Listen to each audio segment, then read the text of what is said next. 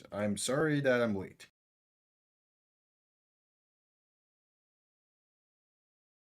All right. Sunday Night Football, first one of the season. Let's get it. Should be a good one.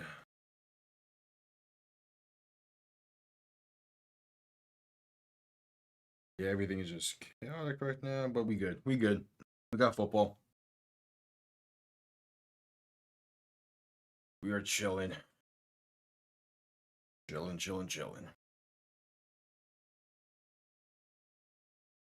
All right. Hi. Oh boy. Yeah, I was taking care of a few things, so I had to rush getting everything set up. What's up, Bob Flash? What a first day in the NFL. What a first Sunday. Full of full of good games, man. Full of good games. Power rankings are going to be tough. We'll say that. Power rankings are going to be tough.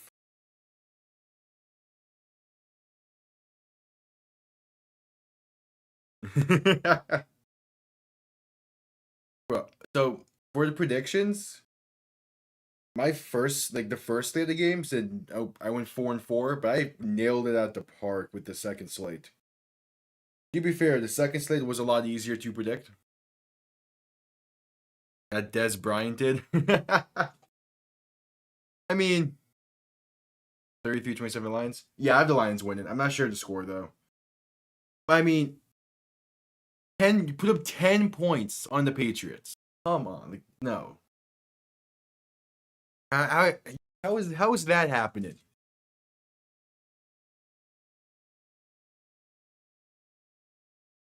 How are you putting 10 points up on? I mean, yeah, the Patriots typically do have a good defense, but come on.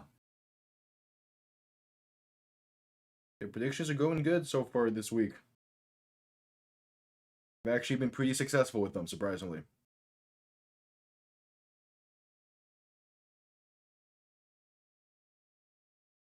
I don't know how some people in this league are perfect, but I will take a 12-4 day so far.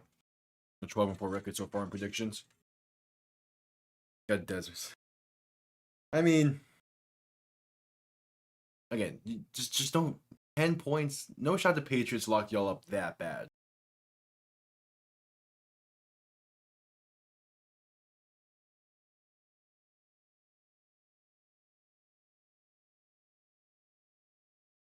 Yeah, Chicago getting the win despite Caleb Williams basically doing nothing. Love to see it.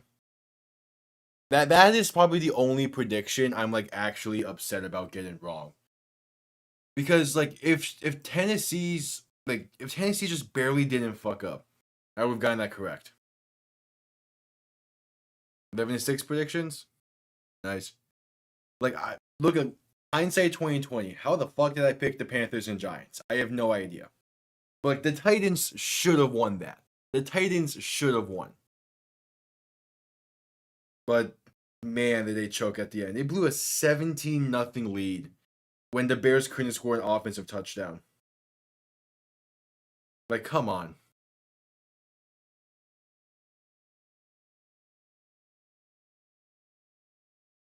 So yeah, what are the predictions you've gotten wrong then? Because I've gotten Titans, Giants, Saints, Panthers, and what was the other one?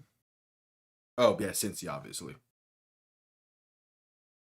Which that's an absurd prediction to get wrong.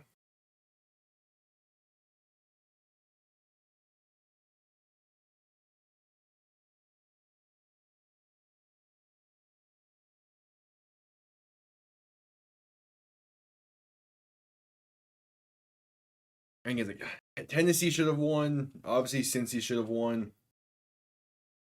And then yeah, I just was dumb deciding to go with the Panthers and the Giants. Those were two bad ones. In actuality, I should be what 14-2. I should be, but hey, the games are played for a reason. Damn, everyone's going with Detroit tonight. I do not like that. We'll see. Yeah, I have the Lions tonight. Should be a good game.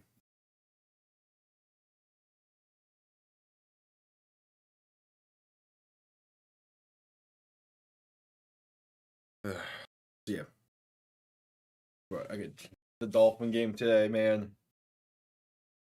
It's Andy. He's been a Dolphin fan sometime. It ain't. Washington, Tennessee, Atlanta. Okay. Really, you went Washington to beat Tampa? I think that's the only one that I'm like, okay, I understand. Only one I'm like, wait, really? You? Because like, yeah, the like, Ravens definitely could have and arguably might have should have won that game.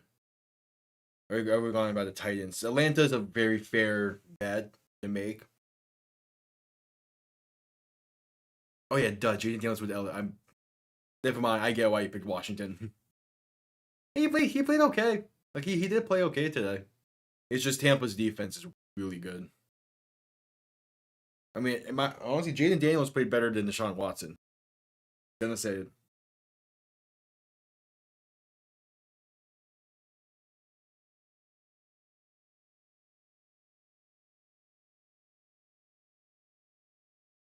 Yeah,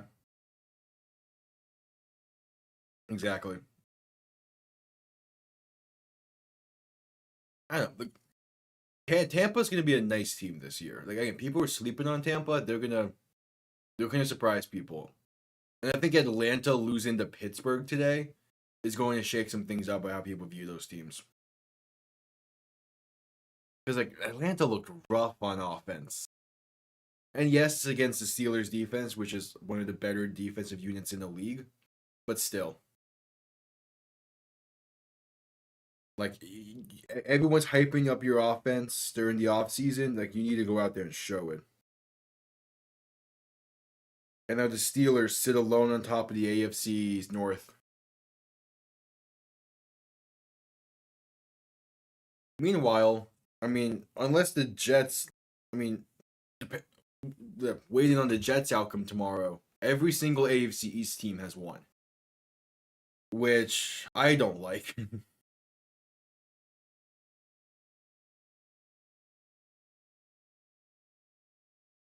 But yeah, wild. The NFL, man, chaos ensues. But again, like, it's good. It's good to have predictions like like the Steelers one, where where the outcome is exactly how I thought it was going to be. It's been the most part for the other ones, like all the ones that are like massive favorites or whatever. For those, it's kind of just yeah, like, they're the better team just in general. But like Steelers Falcons, I was like, Steelers might not be favored, but they are the better team. And the reasons why I gave were the reasons why they won. Like, it was great. Justin Fields did exactly what he was asked to do. I know there might be some talk in the media. They're like, oh well, it was 6 field goals that won them the game. You can't win every game like that. Like, yeah, no shit. But for this game against Atlanta, he was simply just asked to not turn the ball over and allow the defense to be the defense against an offense which isn't that great. Like Justin Fields is not the starter going forward. It's going to be Russell Wilson as soon as his calf isn't fucking tight. Which hopefully that is next week for Pittsburgh fans.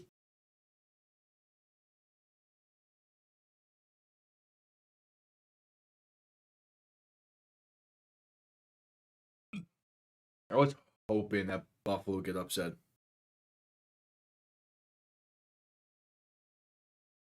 Well, Fields didn't win that game. It was the defense that won that game for Pittsburgh. So yeah, Fields didn't win the game.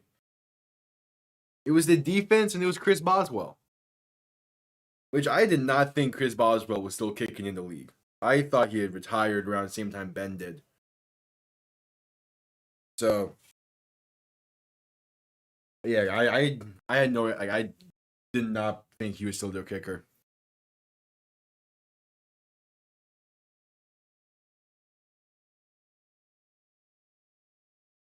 Sing it, Carey. First Sunday night football of the season. Yeah, exactly. And then that's also like, I think I mentioned it in the prediction video. It was like it's the first game for this new offense of Atlanta. It's gonna take time for it to gel together. We saw that today. What the leading receiver was like a second string halfback. I thought for sure Cordero Patterson was going to take one to the house today, but it was an Arizona player that did. Yeah, Ray McCloud led Atlanta in yards, in receiving yards. So yeah, it's gonna take time. Gonna take time. Atlanta will end up being a good team, but come season's end. How favorable is their schedule? Not very. But Atlanta could start 0-3. As the Lions take the field for the season opener in Ford Field.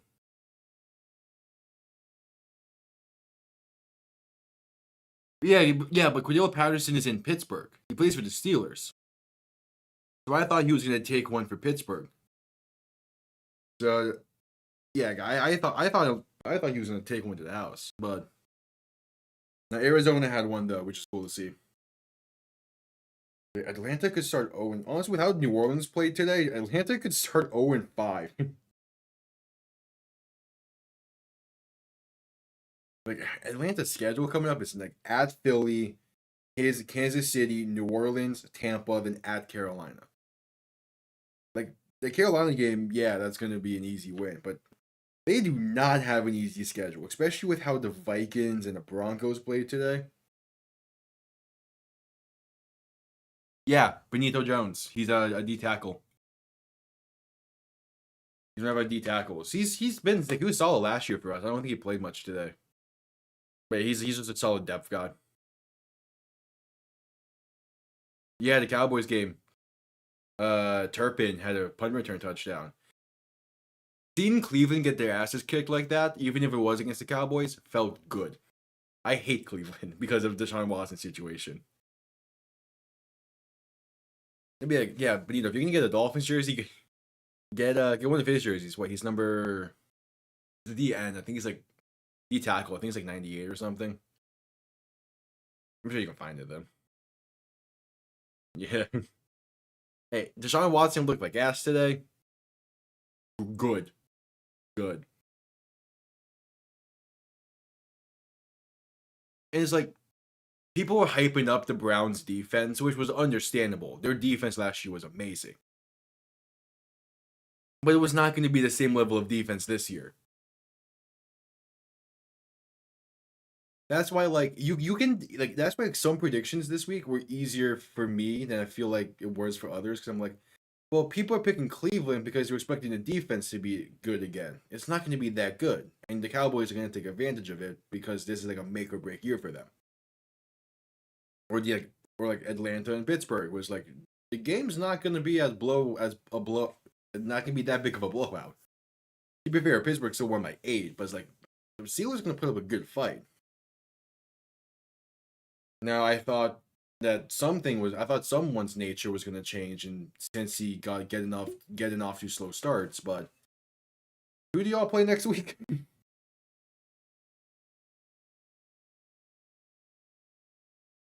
Who do y'all play next week? It's the Chiefs.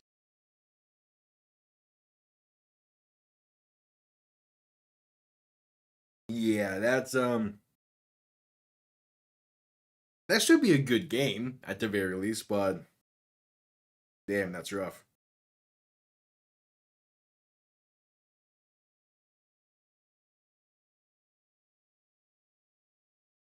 The Chiefs, man, that's gonna be a good game. Probably stream that game. I mean, you look at what the 1 o'clock slate is.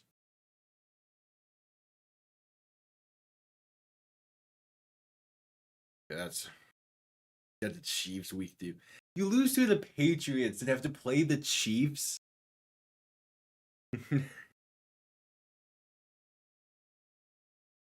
That's a tough draw.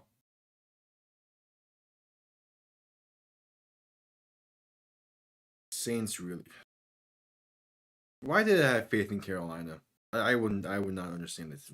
I had faith in Carolina and the Giants, and they both let me down.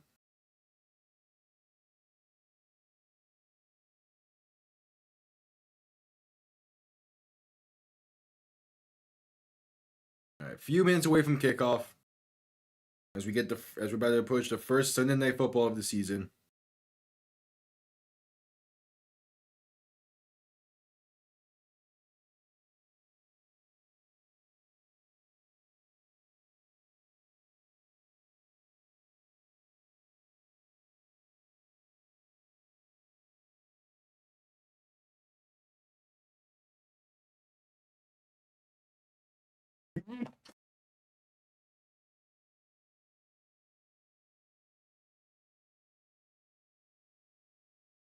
This is an action. Oh yeah, 50% of the Browns' plays resulted in 0 or negative yards. Crazy.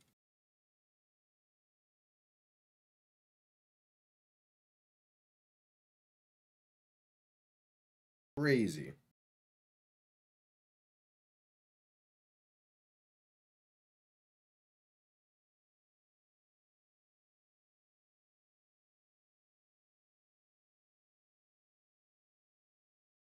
And Burrow.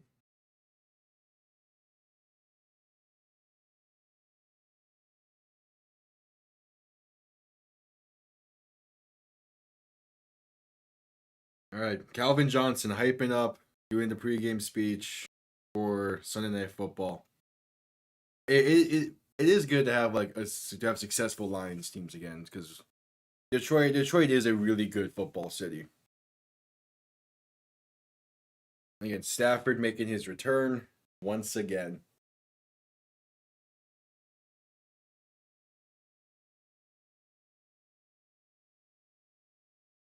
This should be good. They could. Detroit could go to the Super Bowl. I mean, the NFC isn't that tough this year.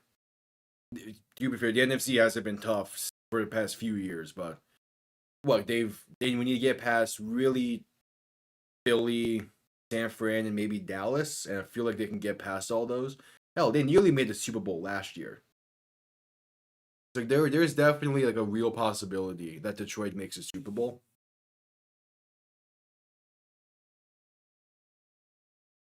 And yeah, I mean, it would be so cool to see Detroit in the Super Bowl.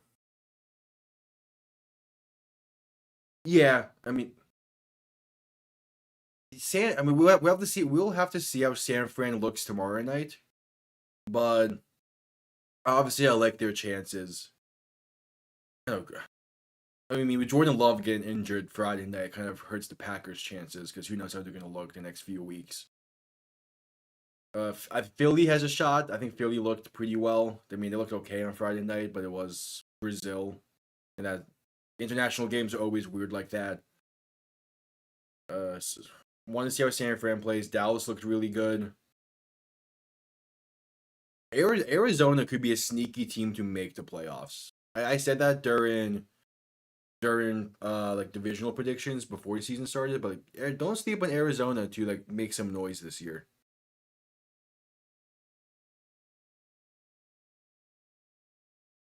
I mean, I would hope the Bengals beat. Honestly, you lost to the Patriots today. The Gators might even beat you. They're about equal talent wise.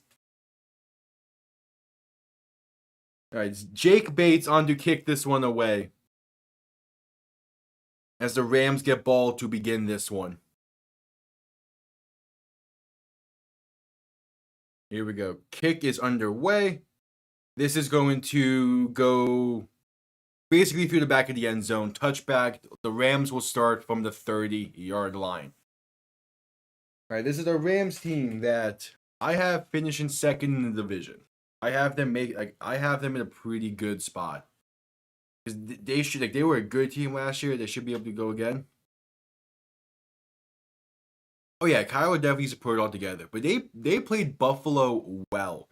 And were a Kyler and if Kyler would have just saw Marvin Harrison Jr. open, they probably would have won that game. Because Marvin Harrison Jr. was wide open towards the end. Right, Stafford, shotgun, back behind him. Sending a man in motion, 2 receivers left, looking to throw. And that pocket quickly collapses, dumps it off right side, and gets leveled as Kyren Williams for a loss of 1. I mean, the pocket was pretty good there for Stafford, but yeah, nothing really open. That was not Alonzo. I don't want Alex Anal Zone. Fuck it. Alex Anal Zone on the tackle for loss. I know there's a better pronunciation for his name. I just cannot remember it right now. Stafford, shotgun, back behind him, 3 receivers left. Nakua sent in motion, looking to throw. Pocket collapsing, just throwing one up there and incomplete. Kind of an overthrow, but Pocket was in his lap.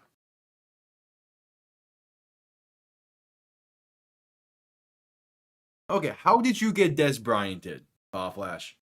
Because from what I've seen from that game so far is one of your players running with the ball stretched out the entire way and then getting the ball hit loose. Like, how about just don't lose 2 fumbles? Stafford, shotgun, back to his right, 2 receivers each side, 3rd and 11, looking for the 40. Send the tight end in motion, 3 receivers left. Going to try a screenplay to Cooper Kupp. That gets blown up for a loss of 4. And once again, that is going to be Alex. I know there's a better way to pronounce his name than Anal Zone. Anzalone. That's what. Anzalone. Alex Anzalone. 2 big-time plays to begin this drive. And the Rams are forced to punt instantly.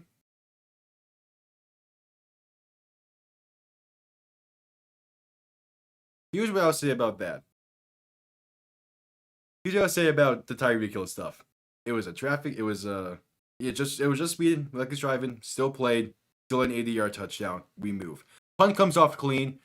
Going to be returned beginning from the 25. Makes one man miss. Makes one man miss. Sheds a tackle. Finally brought down to 35. Look, I saw those reports about Tyreek when I like an hour or so before the game. Yeah, like an hour or so before. Like an hour and a half, and I was like, come on, man, you serious? And then I waited for like Rap Sheet and Schefter to do their reports for it. And they said the story. I was like, okay, yeah, it wasn't not much to necessarily worry about. It's South Florida. Shit like that happens all the time. All right, Goff under center, back behind him, 2 receiver and tight end each side. Send a tight end in motion now. Going to hand this one off up the middle. That's David Montgomery for 2.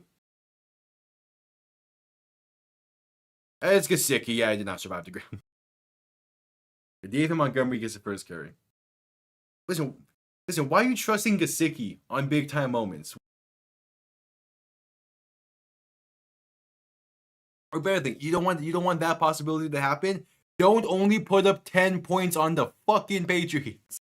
Goff, shotgun, back to his right, 2 receivers each side, looking to throw. Pass over the middle, caught by Amon-Ra St. Brown. Tried to get the edge, but instead going to be tripped up after a gain of about 4. For people who are new, don't understand. Me and Bob Flash are good friends. We're just shit talking. It's like, it's the Patriots. Only 10?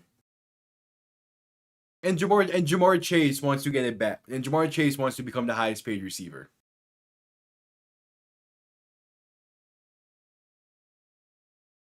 You guys are just rusty every single week 1, it seems. Goff, shotgun, back to his right. 3 receivers back to his left. 3 receivers right.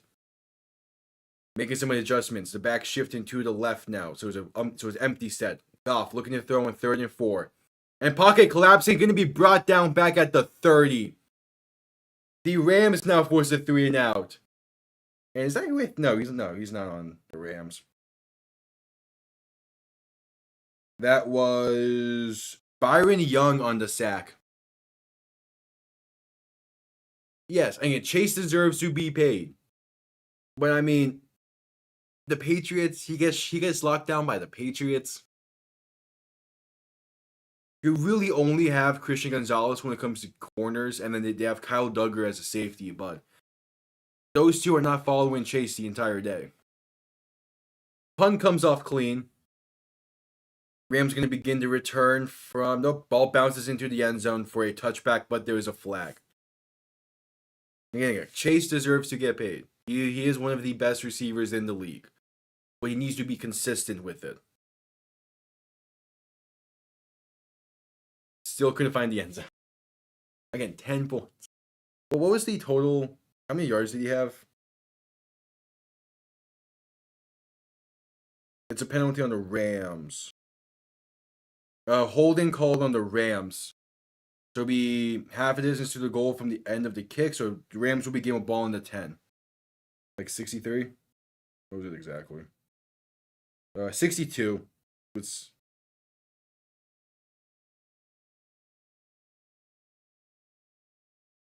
Yeah, 62 for Chase. That's just... If you look at something else here, Tyreek Hill, 130. Jalen Waddle, 5 receptions, 109.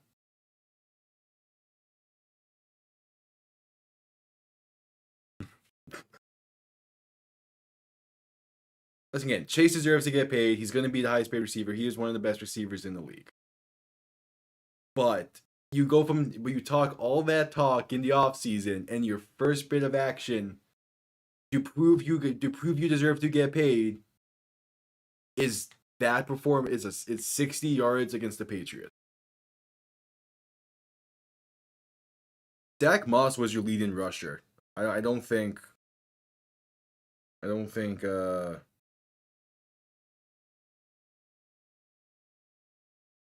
Ja'Marr Chase didn't have any rushes. And yeah, that's fair. Not having T. Higgins and you lose Tyler Boyd in the offseason. Like, yeah, that's fair. But still. We're at commercial break. Listen, like, I like Cincy. I think Cincy will be just fine. They just always start off slow.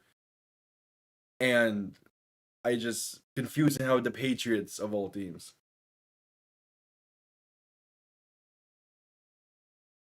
Like, okay, talk about run defense. Ramondre Stevenson had 120. Like,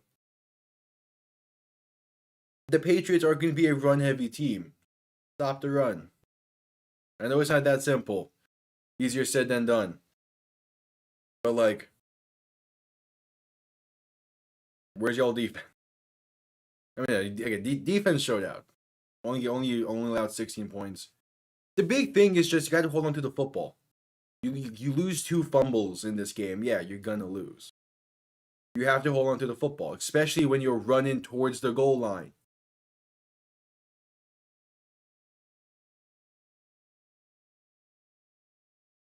Yeah, the main man on that front 7 for Cincy is Trey Hendrickson, and he can only do so much. So, Goff, shotgun, not prepared for that snap. Low snap, looking to throw.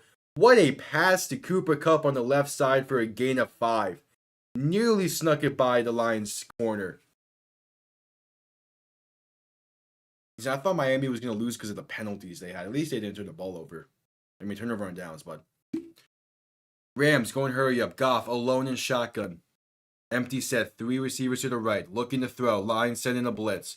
Pass to Kupp is caught and still makes one man miss. And runs for an extra 5 or so. Gain of roughly 11 on the play.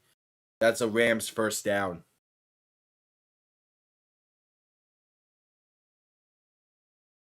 Again, just the. I mean, what the most talk about loss is probably going to be that one, just because most of the others people kind of expected. I mean, yeah.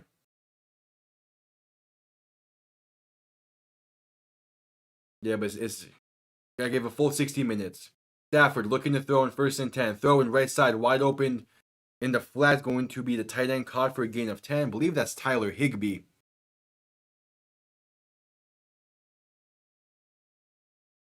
Under reception there. 10 minutes to go in the first.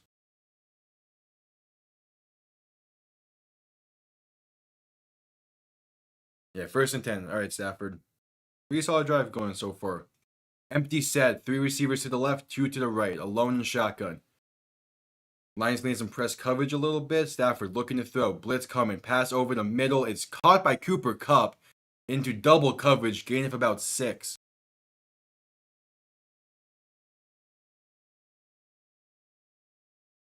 Yeah, the replay in that very first play of the drive. Stafford, what a catch for that snap. It was low to his left side.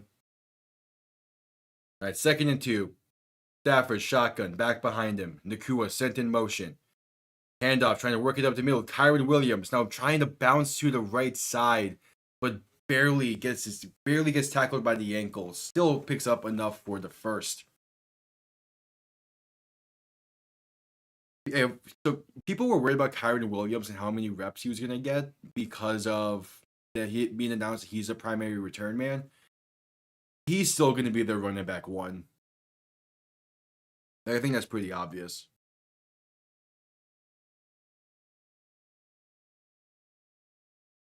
Stafford, shotgun, back behind him.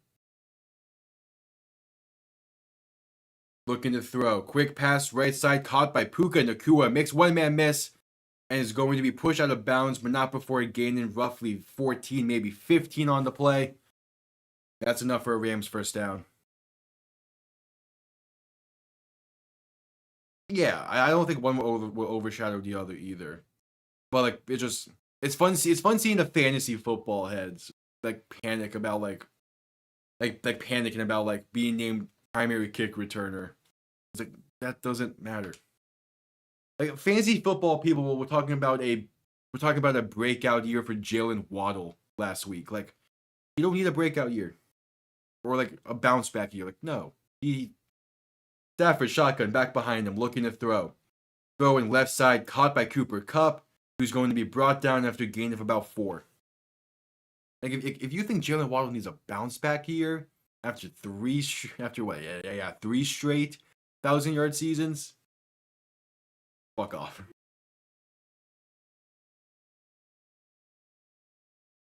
Like yeah, fantasy numbers may not have been that good, but he put in his work last year. Stafford alone in shotgun, 3 receivers right, 2 to the left, looking to throw. Lions sending pressure. Goff throwing off his back foot, incomplete. Couldn't get enough into it, but he had a man open. That sets up 3rd and 6. The Lions are sending pressure. They're running cover 0, just sending everyone like they don't care. And like Stafford had 2 people on that play, but he decided to go with the further one. All right, 3rd and 6, 7.5 to go in the first. Stafford shotgun back to his right. 2 receivers and a tight end to the right, a receiver to the left. Kupp sent in motion from right to left. Stafford looking to throw. Pass right side, caught for the first down. Trying to make one man miss and finally brought down, but not before getting to the 19-yard line. Once again, I believe that was Tyler Higbee, if I remember numbers correctly, for the Rams. 86. No, it's Colby Parkinson.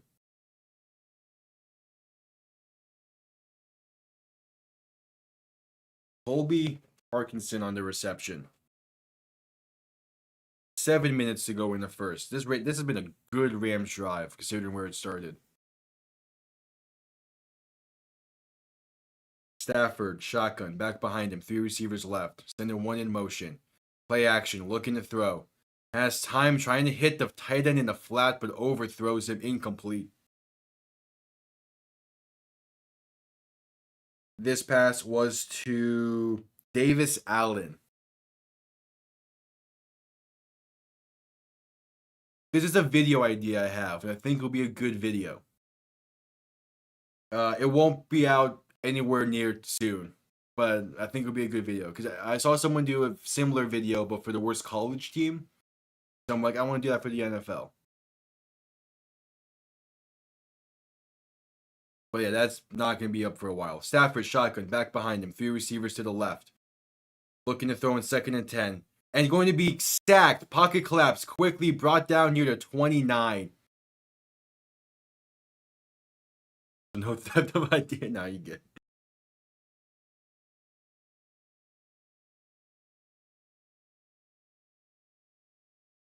Maybe it's just a random idea I had. I want to see kind of how feasible it is. So, the Lions able to get good pass rush here without it being Aiden Hutchinson. That was one thing about last season. Is like over 50% of their hurries was by Aiden Hutchinson. Stafford looking to throw in 3rd and 18. Has some time. Flag on the play. They're calling the play dead for false start. Are those fantasy football leagues everywhere? It's too late to start one now because games and everything started. But yeah, like fantasy football has been a thing for decades. Hell, I think even like close to a century at this point. And yeah, that's basically a football draft league. I mean, like I'm not the biggest fan of fantasy football because I don't think that way. It's a very like individual style of thinking when it comes to football, and I more so focus on like team success. To be fair, I also played quarterback, so that had to be my main focal point.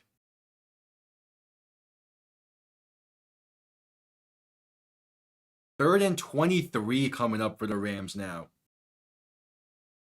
So again, what was a good drive inside the 20s, now backed up to the 32. Stafford going to hand this one off up the middle, and that's going to be a solid gain up to about the 24. That's Kyren Williams once again. Just played it safe, don't want to do anything, force too much. And out comes Joshua Carty, 6th-round rookie out of Stanford to give the Lions the lead.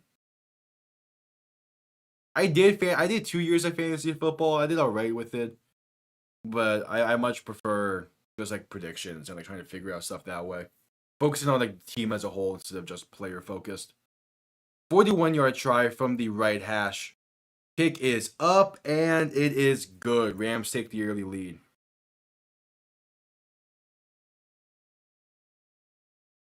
Well, this will be the Lions' second drive coming up, but yeah. I mean, it would be. If Goff can have a big performance tonight, I think it would go a long way for the Lions this season. Like, even if they win, but like if they win and he has like a kind of a slow performance, you kind of like, well, okay, he's supposed to be dominant in these type of games, aka indoor games.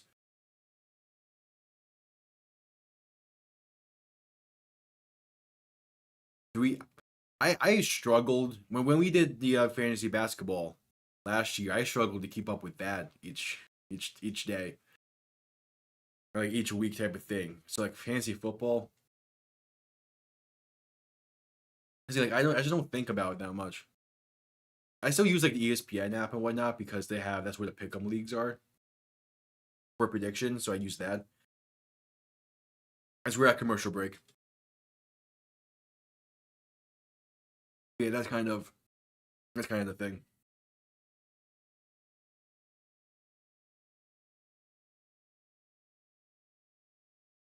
Yeah, I mean he did get hit pretty well on that first drive as well. But I mean, yeah, I wouldn't be shocked if Stafford is like a little shaken up to begin this season just because of the whole like he's getting up there in age and it takes a little longer to recover now. Oh, has it? Yeah, you would never see me touching fantasy baseball. I do barely touch baseball, if at all. Like I'll probably end up. Flash, if we're doing fantasy basketball again this year? Because if so, I'll probably do that. I might try to dabble into fantasy hockey, but I doubt it. Oh yeah, I'm sure baseball's a lot to keep up with. Probably cool. The second job, I'm sure. I'm sure. Because like, there's a lot more that goes into baseball, probably than football when it comes to fantasies and what fantasy teams and whatnot. And also, again, just the amount of games they have.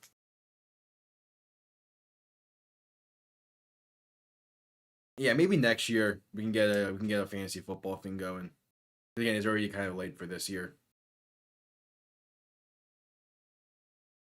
As the Rams kick this one off, and it's going to just be down for a touchback out the back of the end zone, all that. So yeah. Oh yeah, the pitches. They even think about pitching staffs when it comes to that. Yeah, because how does fantasy baseball pitching staffs work? Do you is it what, like one starter? Is it just similar to how an actual pitching staff works? Rams' new defensive coordinator Chris Shula, as Goff is under center, back and a fullback behind him. Goff gonna hand this one off, trying to work it that right side with David Montgomery gonna gain about 3. Yeah, at least with basketball, it's like most games start at like 6 p.m. or 7 p.m. So you have the morning and afternoon to get it done. Baseball games start at noon. Okay. 15 starts a week, that's not bad.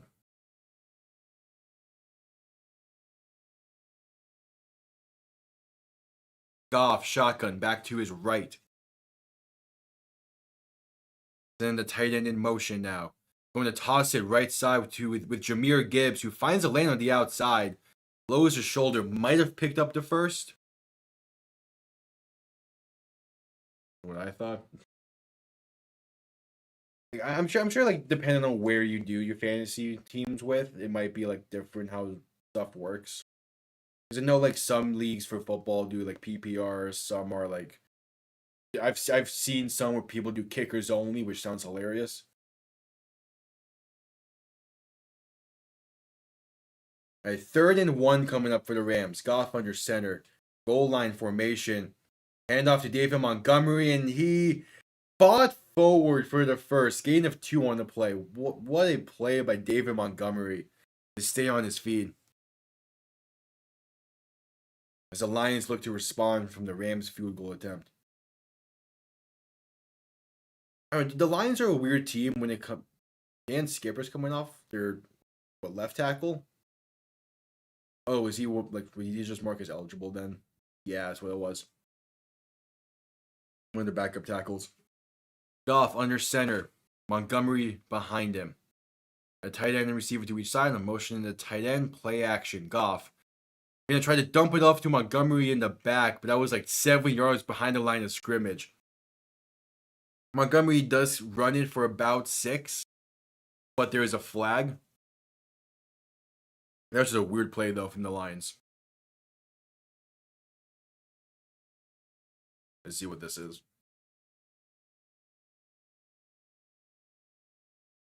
Hands to the face on the Rams. And it's a 5-yard penalty, automatic first down. So they're calling it on Byron Young. Illegal use of hands. Oh, yeah.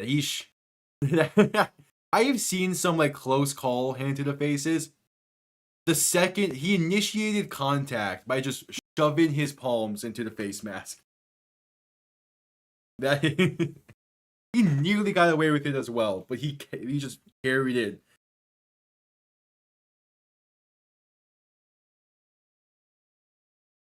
Man, that's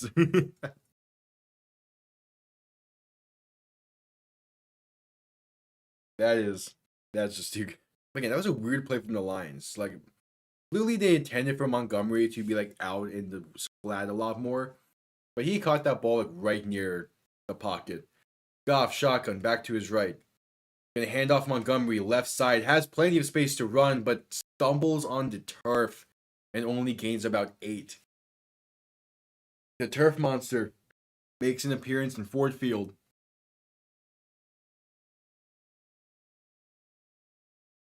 As 2:15 to go in the first, the Lions are driving. Like, the Lions running back room is interesting to me because Montgomery is the bell cow, but you feel like Gibbs should be. But they don't fully use a proper like 2 running back set. Goff under center, back behind him. Head and send in motion, gonna hand off to Montgomery once again, left side. And that's going to be enough for the first down. A gain of about 7 on the play up to the 35-yard line.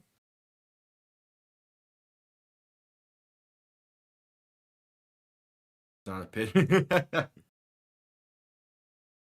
No, I don't think Ford Field is considered a pitch the same way Brazil's field was.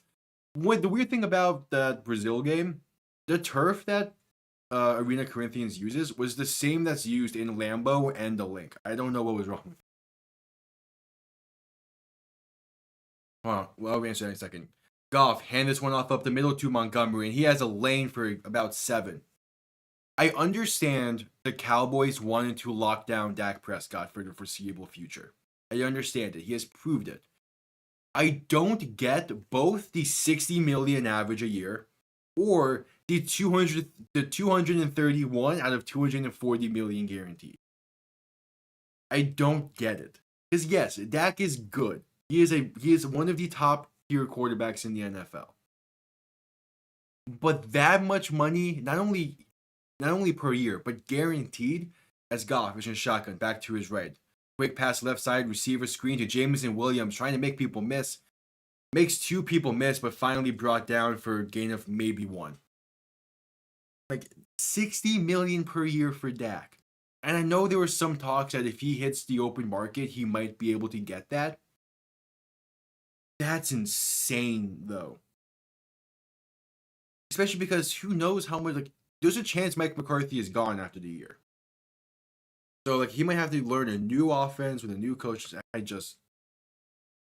There's a lot more pressure now on Dak that he got that much money. As that's the end of the first quarter. Lions will have the ball facing a 3rd down when we get back from the commercial break.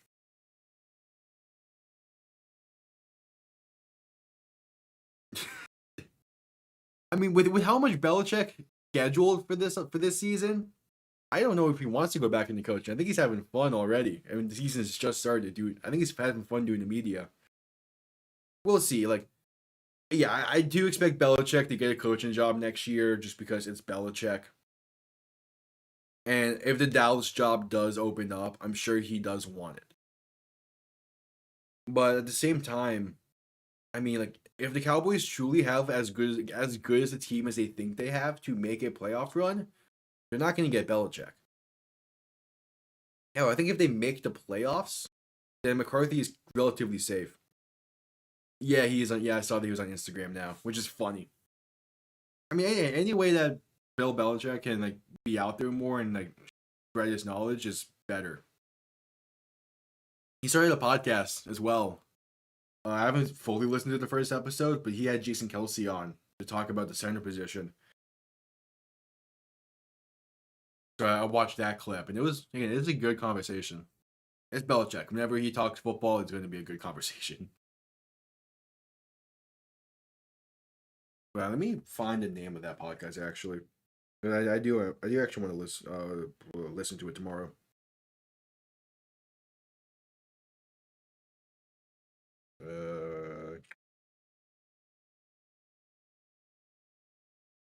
Let's see.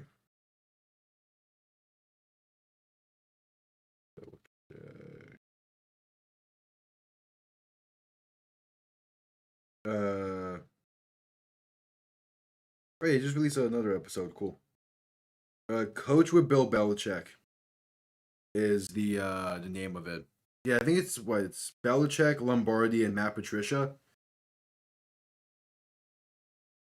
As we return from the commercial break that marked the quarter change.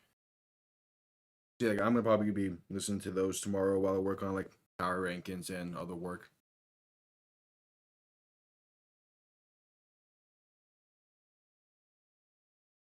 Lions with the ball on the 27-yard line. Goff alone in shotgun. 3 receivers to the right, 2 to the left. 3rd and 2. Looking to throw. Has some time thrown over the middle. Incomplete. Intended for Amon-Ra St. Brown. Just not a good decision. Not a good decision to pass that ball there.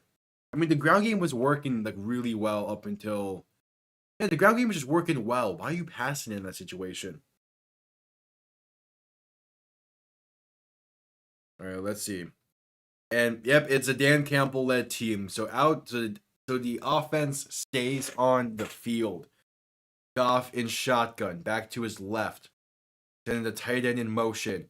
Handing the ball off up the middle, and he's going to get it on a gain of about 4. It's David Montgomery. And now it's officially football season. When Dan Campbell is going for it on the unnecessary 4th downs. Yeah, that's good blocking up front. The Lions' offensive line is probably one of the best offensive lines in the NFL, and I don't feel like it's talked about enough. Goff, shotgun, back to his right. St. Brown, motion, play action on that fake end around.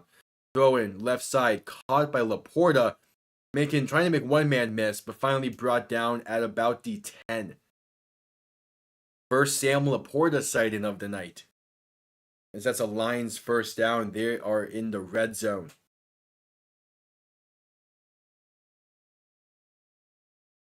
So that end around play action was something I was waiting for Miami to do today, and they never did.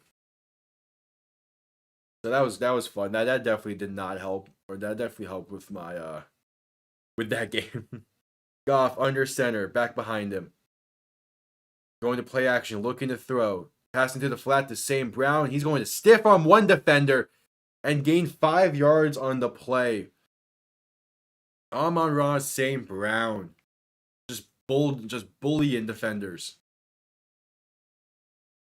And that sets up a 2nd and goal from the 5. Jeez. That ankle looks just flung. He just flung the Rams defender. Flung him and spun on him. That's crazy. Ball on the 6. Goff under center. Back behind him with Laporta acting like the fullback on this one. Going to hand this one off, and that's going to be a loss of about 1, maybe. David Montgomery on the carry. Now 3rd and goal.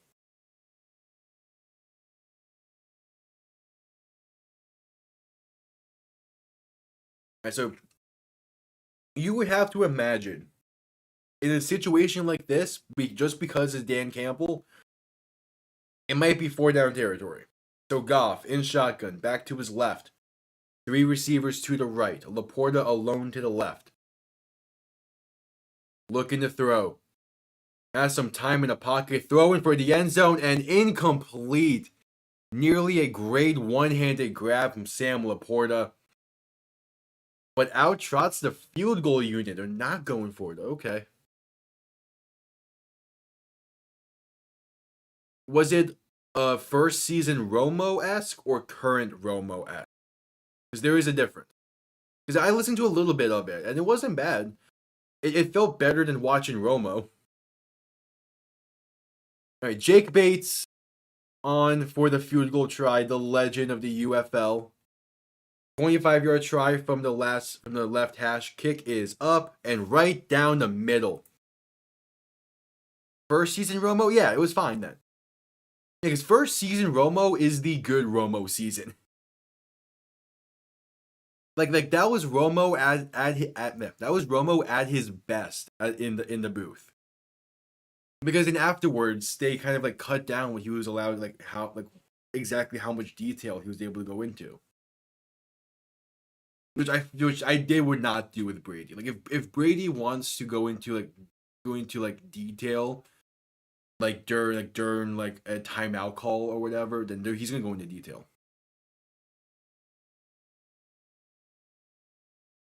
Yeah, and like the sports TV, like broadcasting and like analytics and stuff, and sports analytics, TV analysts, broadcasters, and whatnot for sports, they need more of just rundown. Because too often, like ESPN is nearly unwatchable for me.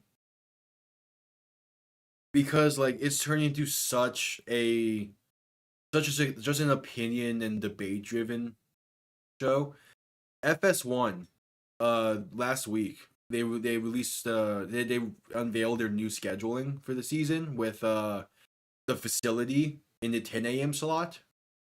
It is a good show. I've listened to it a few times because it's on like while I'm like in between classes and stuff.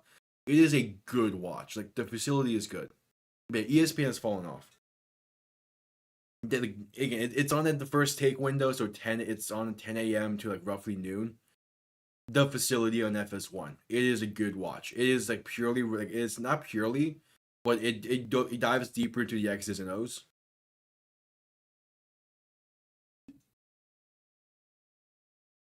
Yeah, it is a shame that Shannon left, but to be fair, he got out when he needed to get out because Undisputed was going down, and he decided to get out and join First Take. Who at the time, it's like a few months ago, but like he went to the money, and I don't blame him.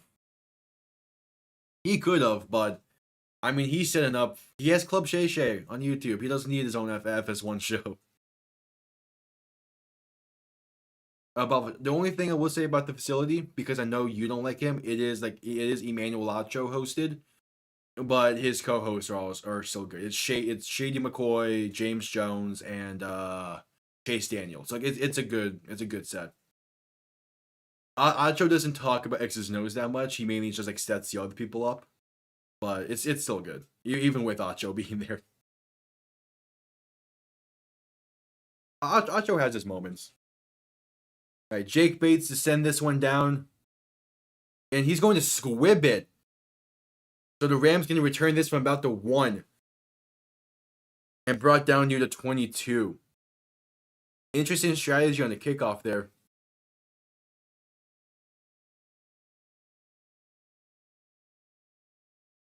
Yeah. Definitely. I mean, again, he has his moments of being a really good talking head. He is at his best though when he is like setting up others to be like the more like in detail people. He's that weird like middle ground. Stafford under center, back behind him. Two receivers to the left, a tight end and receiver to the right. Nacua in motion, end around to the left side, and he's going to gain about 6 on the play. Not bad, not bad.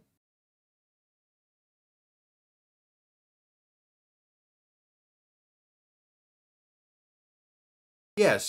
Speak was good, and it was good up until like recent. I mean, because now it's Jory Taylor led. So like Speak's still there, but obviously like FS1 as a whole is kind of like not the most looked at.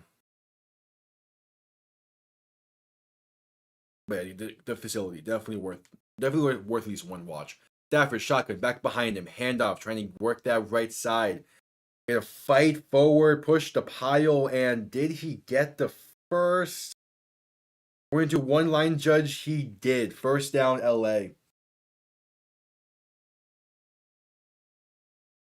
Yeah, but like the main reason I tune in ESPN now, and I know it's probably is I do like there are like a good chunk of moments for the Pat McAfee show that I like. And one thing I do want to point out, it has not been announced yet, but as of right now, Aaron Rodgers is not going back on the Pat McAfee show this season, and I love it.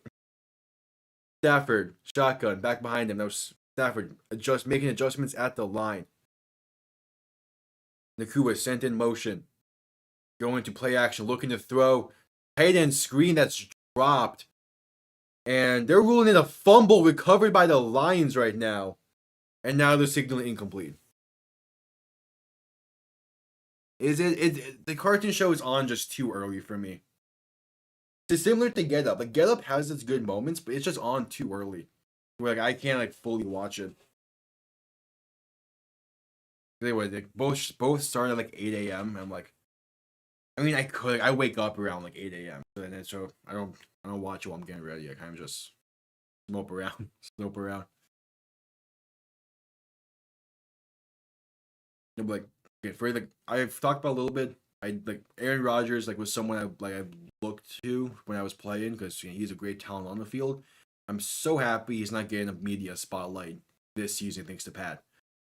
Stafford shotgun back behind him, 3 receivers to the left, 2nd and 10 after the incomplete tight end screen. Going to hand this one off, trying to work that left side, has plenty of blockers. Gonna get the first in a gain of about 12. I believe that's Blake Corum on the carry. His first, what I believe is his first carry in the NFL. No, it was Ronnie Rivers on the carry. Okay. Ronnie Rivers gets the carry. And hey, it's a good carry.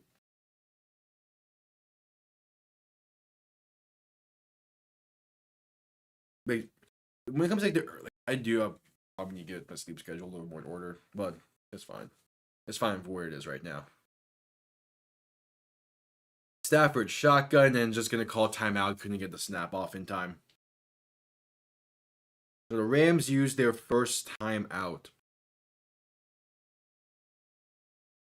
with 10 minutes to go in the second, and I believe will bring us to commercial break. Or no, just 30-second timeout then. This game has been. I was not expecting this game to be like this. Defensive focus was not fully expecting that. There was an update on Jake Ferguson, the Cowboys tight end, believed to have suffered an ACL tear today.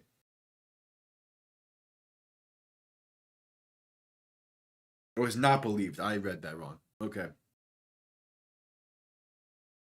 Stafford, shotgun, back behind him, 3 receivers to the right. Kupp sent in motion to the left. Looking to throw. Pressure comes in, but it passes it over the middle to Puka Nacua for a gain of about 7, maybe even 8. Yeah, the Rams getting some momentum there. Getting some stuff going.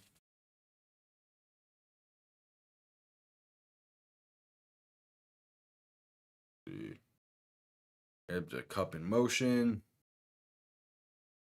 There could have been offensive pass interference there, but or maybe illegal contact, but okay.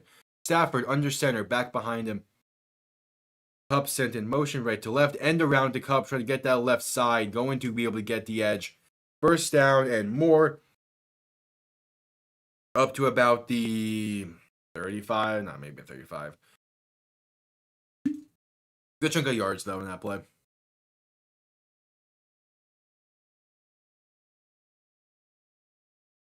Aiden Hutchinson not happy. Believed he was held in. Came close. I mean, that did come close. Ball on the 40. Stafford shotgun back behind him.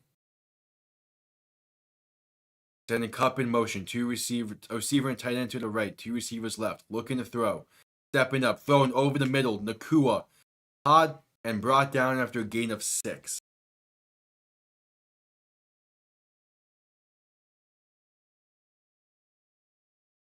Puka Nacua getting some work in again.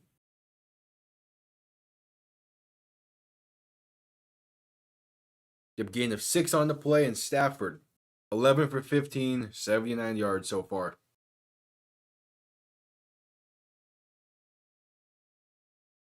The 2nd and 4, Stafford shotgun back behind him. Nacua in motion.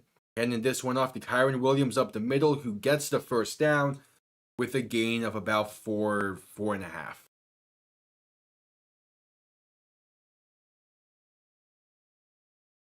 I mean, the Rams, Mike LaFleur is the Mike LaFleur is the offensive coordinator.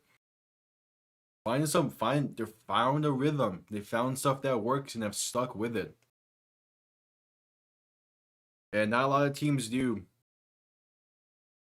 Aaron Glenn, the DC over in Detroit, now is trying to find a way. Do we just stop the run? Stafford looking to throw. Pass left side and incomplete.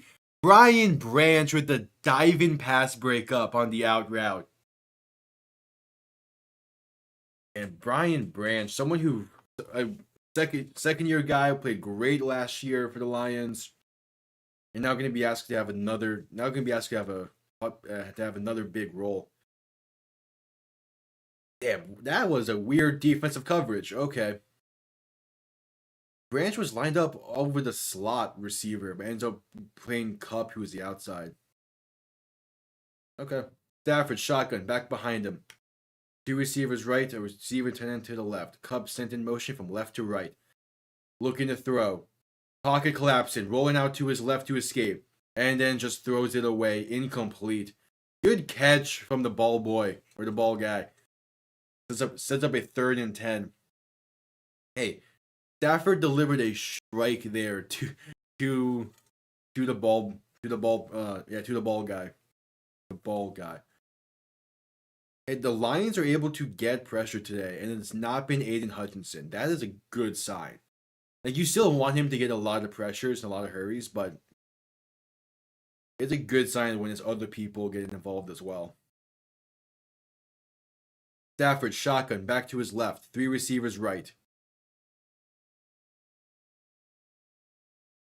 Looking to throw in 3rd and 10. Pass to Nacua is caught. Maybe it was low.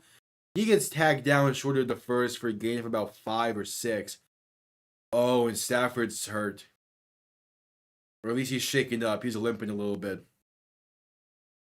Hey, but Stafford is a tough son of a bitch. So, well, if he says he's good to go, he's going to be playing.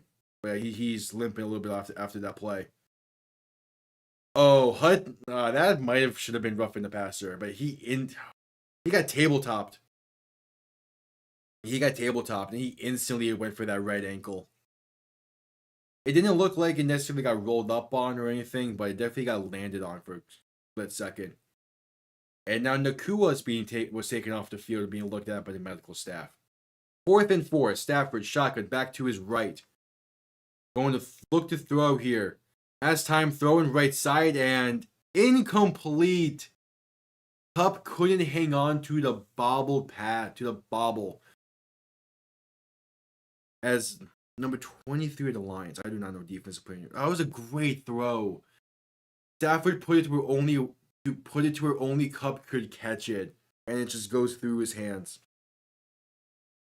Was interesting ball flash. The fact that I think is a good thing that Hutchinson isn't necessarily getting a lot of pressure today. There was a stat I saw by Brett Coleman, who's great when it comes to talking football on YouTube as well. Definitely check him out if you haven't. He posted a stat on Twitter a month or so ago, and it says something like it was either like 50 or maybe more. I think it was close to like 75% of the Lions' QB hurries and pressures came from Aiden Hutchinson, which is an insane stat. It was either 50% or 75%. It was one of the two. It was something insane. And it was and then he followed it up with, yeah, that's an incredible season for him. But if the Lions are going to maintain success as a front seven, they need to get help from other people. Because Hutchinson's not, because similar to the Browns, where like they had an historic defensive season last season, they're not going to live up to it this season. Hutchinson cannot be asked to provide that much pressure this season. Because he's not going to do it. If he does, that's insane. But yeah, they need help around Hutchinson on defense, and it seems like they have it a little bit. It does seem like they have like some kind of aid, which is again great. You don't want one man to be responsible for that much defensive production.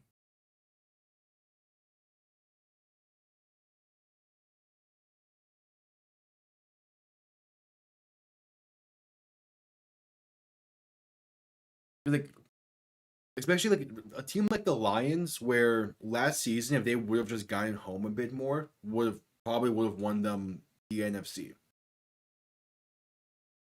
So like, they can truly like build around that defensive line.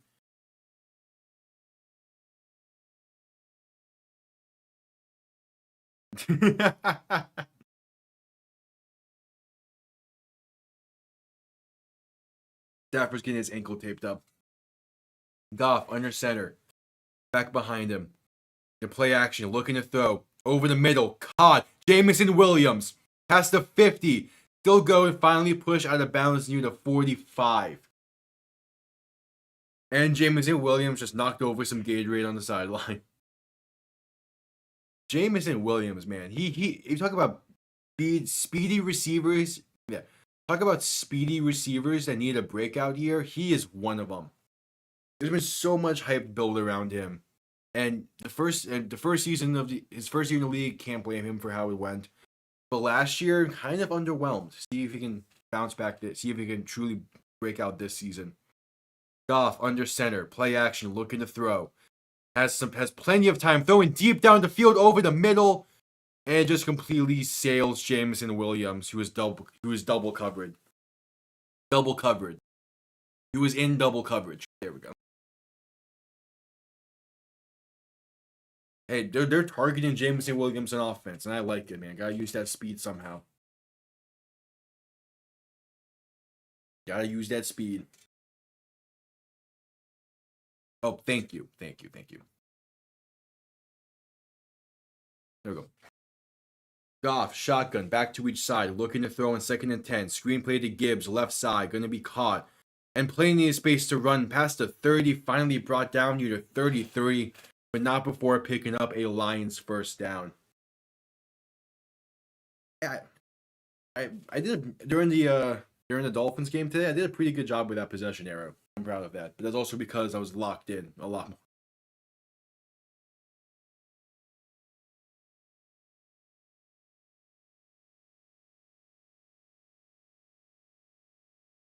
Yeah. I mean, Jahmyr Gibbs can really be like a true bell cow back, but he doesn't. They're not. Yeah. They don't ask him to be, and honestly, that might be better. Goff, end around to Jameson Williams. Has 3 offensive lineman blockers, finally brought down inside the 15 near the 12. Oh, and he's shaken up. Are you kidding me? Yeah, you're good about Flash John Word. End around for Jameson Williams. Where's the success, bud? Oh, yeah, he went down awkward. The helmet of a Ram player hit his left calf, and then the shoulder of another Rams defender went into his right leg as soon as it planted. Thus, it couldn't necessarily keep going forward. Yeah, that's rough. That's rough, man. Again, Jameson Williams has the potential to be an insane receiver in the league. He just was injured first year. Second year didn't live up to expectations for him. So this was the season for him. That sucks. I hope it's not too severe.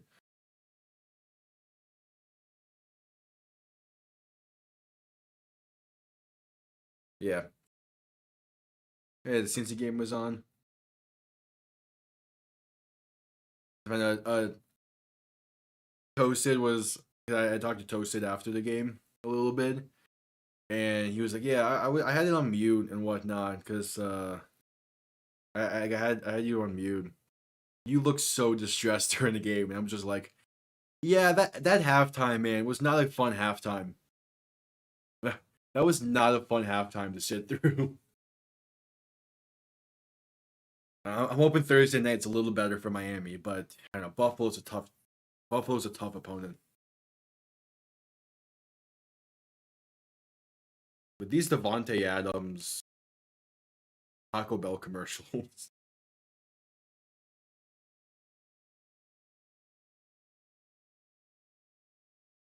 All right, yep. Commercial break. Injury timeout for Jameson Williams. The Lions were moving until then.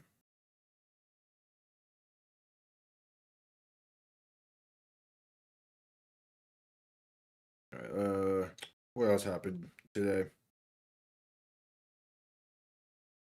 Okay, I need to see Sam Darnold's stat line. 19 for 24. Okay, this is the issue with the Giants. We'll talk about Vikings Giants real quick. Why are you asking Daniel Jones to throw the ball 42 times? Why? And he ran it 6. Like weird as it might be to say, use Daniel Jones as a not necessarily run first, but use his design runs for him. Like he's not strictly a passer. Like utilize his legs a bit. He is mobile. Saquon Barkley called him Vanilla Vic for a reason. Not a good reason, but still a reason. Wait, could he? I haven't fully looked into the Buffalo Cardinals game. What happened to Josh Allen? Because I mean, he looked fine from what I've seen with it. What I've seen of that game, he looked fine. I mean, if he could. I mean, if he's just banged up, then I'm not surprised. Like Arizona played them well.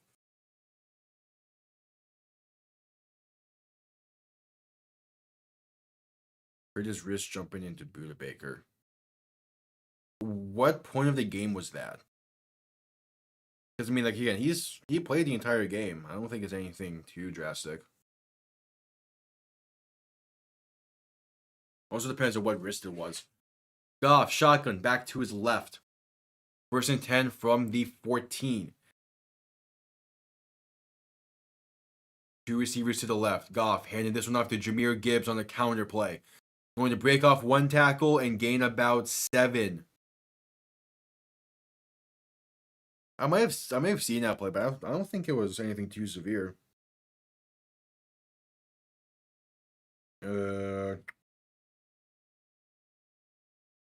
Let's see.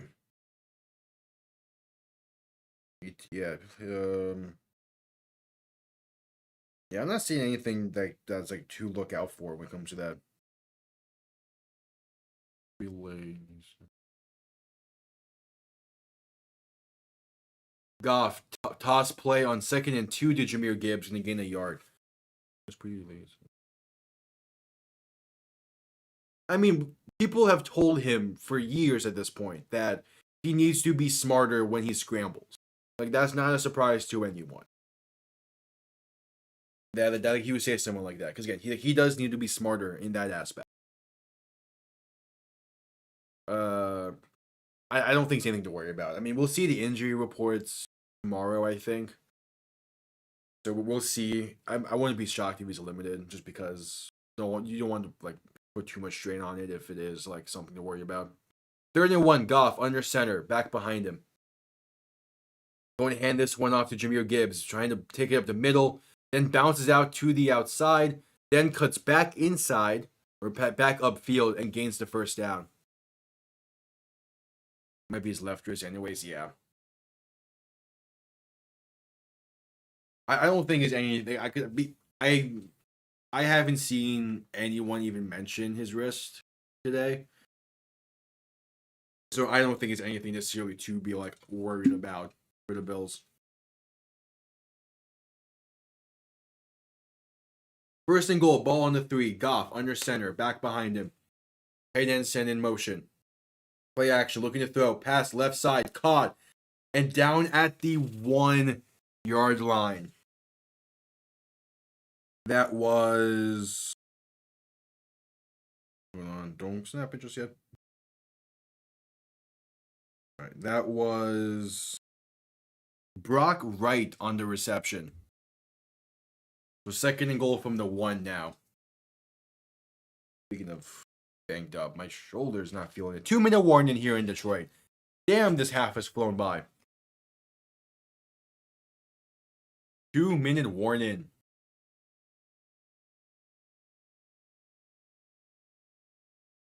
We have 2-minute warning from Detroit. All right, a Joker 2 trailer. Are people expecting much out of this movie?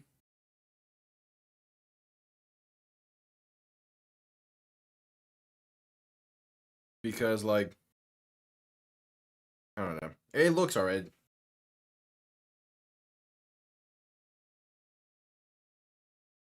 It looks alright. We add the 2-minute warning commercial break and quickly use this time to say if you are new, subscribe, greatly appreciated. We got a bunch of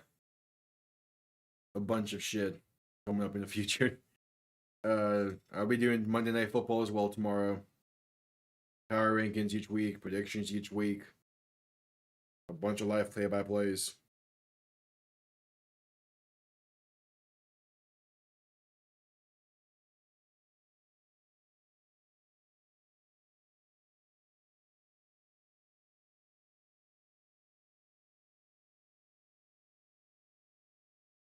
All right, yep, still a commercial break. Not missing anything. Getting a Bud Light commercial now.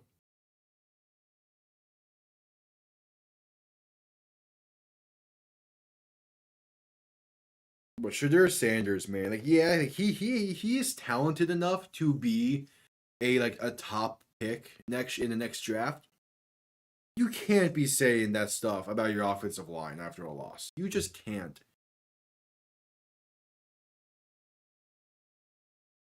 Joker's way overdone. Yeah, Joker is way overdone. Has anyone seen that? What was it? The Penguin show on Paramount? Because that seems pretty good. Be like Shadur, like Shadur Sanders is the type of quarterback. Like I don't know why, but I just have like Josh Rosen vibes, or like I just have Bust vibes. It's like it's like with the talk on social media over the offseason with that dude who transferred out, and then like this talk and him still bashing his O line in a game he didn't play good in. Like, come on. That Goff under center, back behind him, handoff up the middle, and he's going. Did he get the ball over? They're saying he is short. Some the Rams players are saying it's Rams ball, like he fumbled. The refs are saying Mark short of the end zone. The Lions players were saying touchdown. What? I don't know what happened. Gibbs with the carry and he's down. It was definitely not a fumble. So the Rams players are wrong no matter what. The question is, did he? That's close. That is close. That is going to be close.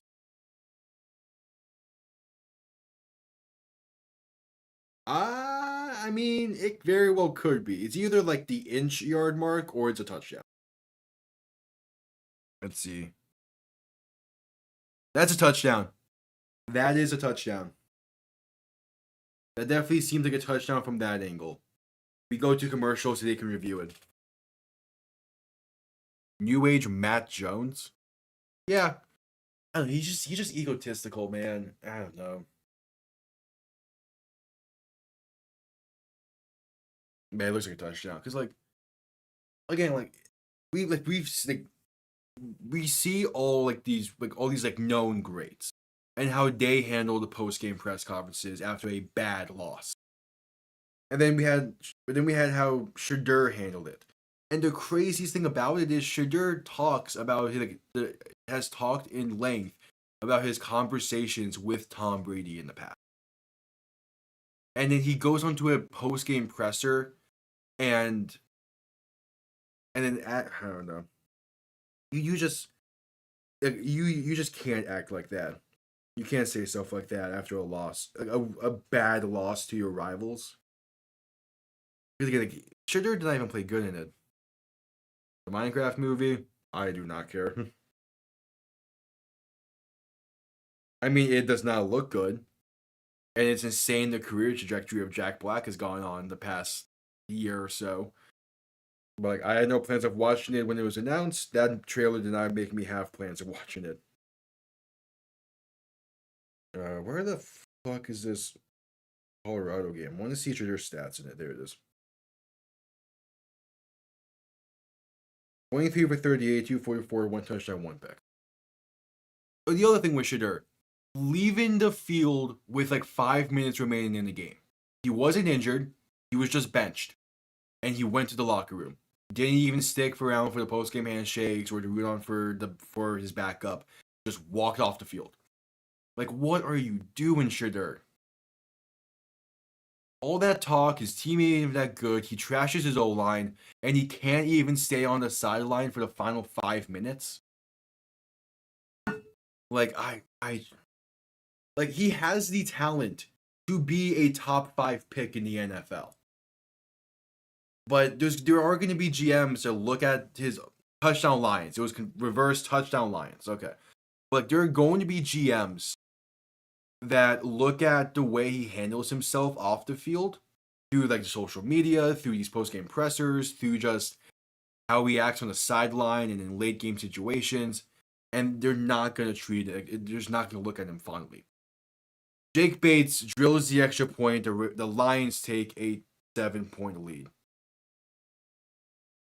Because like, and it's like GMs remember shit. Like if there's something negative about you, they're going to remember it and use it against you when the draft rolls around.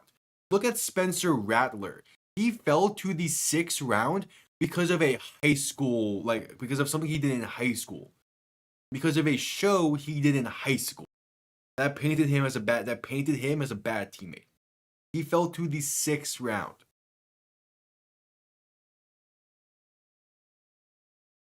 Like, this is not Shedeur has the talent. But if you're gonna be a locker room cancer, teams are not gonna draft you, no matter how good you are. Especially when you're unproven at the NFL level. Like Stefon Diggs is the exception. Yeah, he's like a locker room cancer, but he's proven to be a top tier receiver in the league. Yeah, he's nowhere near their levels. I mean, talent wise, he might be. Real quick, Jake Bates send this one down, and it's going to be caught in the back of the end zone touchback. Like, talent wise, he might be up to their level, but the thing with Caleb Williams and Burrow and T-Law and why they were first overall picks is they had the talent and they had the professionalism.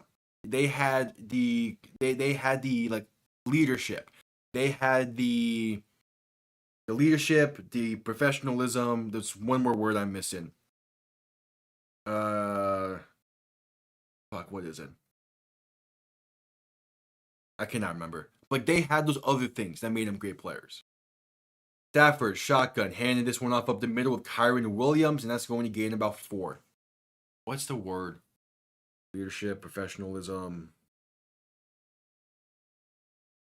I cannot remember it. But like, they're good teammates as well. Collectiveness, yeah, that works. Like they're aware that they can't focus on themselves.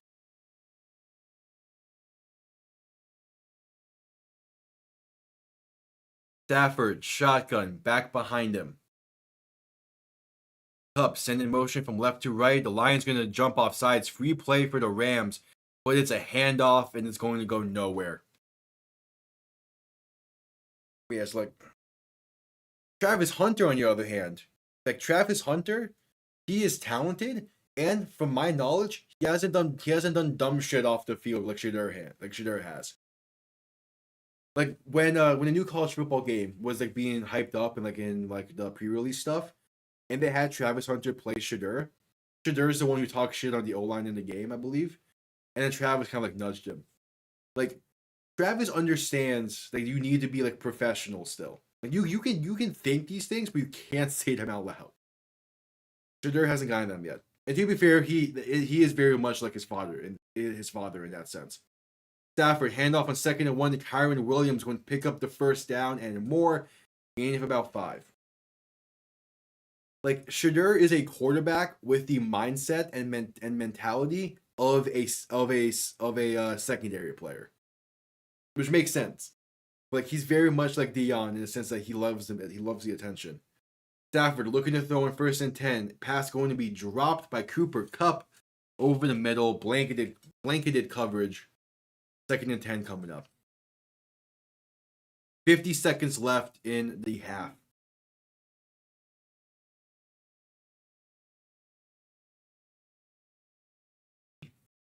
Because yeah, again, Shedeur has the talent. He needs to get everything else in order. He has the talent. It's like, I mean, saying he has the talent might be a stretch, but he has his moments of like showing the talent.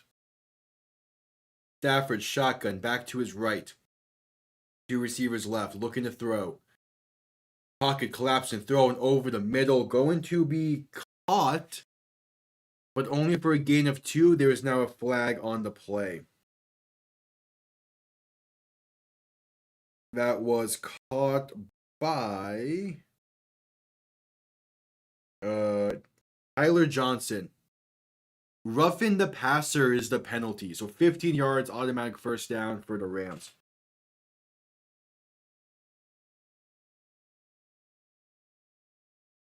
But like, man. And what makes the Shedeur whole situation even worse is we have Marvin Harrison Jr. who has handled himself well, like in the media already. And you have these second generation guys. Like look at Arch Manning. After this play, I would go into into it a little more. Stafford shotgun back to his right. Two receivers, a tight end to the right. Up now sent in motion to the left side to make it two receivers there. Stafford throw in right side going to be caught. And big gain of yards after the run for Colby Pinkerson. Gets it down to around the 30, maybe even inside the 30. But the way Arch Manning has handled himself is impressive. Because he's a big name guy who's sitting behind Quinn Ewers. And then Quinn Ewers was there was some talks about, oh, he might go into the draft, this past draft. He doesn't, and Arch could have transferred. Instead, he's sticking around for another year, and he's just learning. Like, he's handling it well. Stafford shotgun back behind him, barely get the snap off in time, looking to throw, and going to break a sack, shovel it forward to Kyren Williams, who's brought down after a gain of 7, maybe even 8.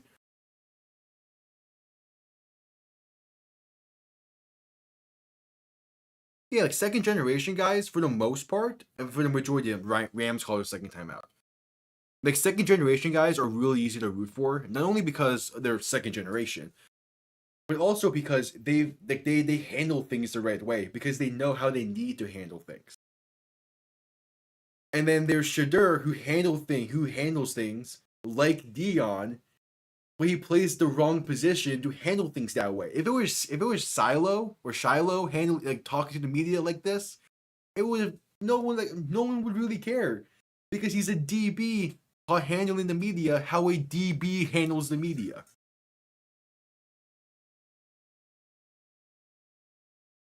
Like, could you imagine if Shiloh Sanders goes up to the media post game and pulls a Richard Sherman Crabtree talk? Like, that would be amazing. Stafford shotgun back behind him, 2nd and 2, just under 30 seconds to go in the half. Stafford throwing quick left side to Kupp, caught and out of bounds after picking up the first for a gain of about 4. But it's like, Shedeur, we'll see how the rest of the season goes. But there's so much talk from Dion that, like, oh, we're like, because I think both him and Hunter can stay another year. There's so much talk from Dion, like, oh, well, we don't like the teams who are selecting. Shedeur's just gonna stay another year. Same with Travis Hunter. I'm just like, shut up. Shedeur might have to stay another year because he doesn't know how to fucking handle, how to be professional. Stafford looking to throw first and goal. Throw in for the end zone, incomplete, too high. Second goal coming up. But it's like, different positions have different expectations for how they handle different situations. As the quarterback, you're expected to take everything. To be like, I need to be, but to always put yourself into the spotlight. And be like, I need to improve. I need to do this better. I need to lead these guys better. A DB, you're expected to talk shit. You're expected to have fun.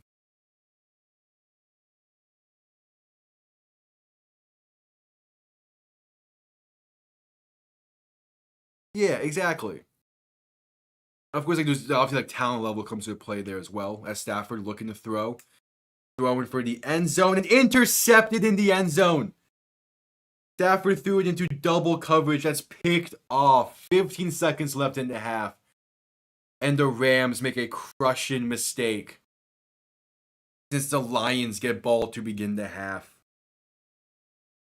Just a bad pass. That was picked off by Kirby Joseph. And the Lions are going to take a 7-0 lead. Or 7-0. A 10-3 lead. 7-point lead into the half. Yeah, I don't know what Stafford was looking at there. If he puts it higher, and into a spot where only his man could get it.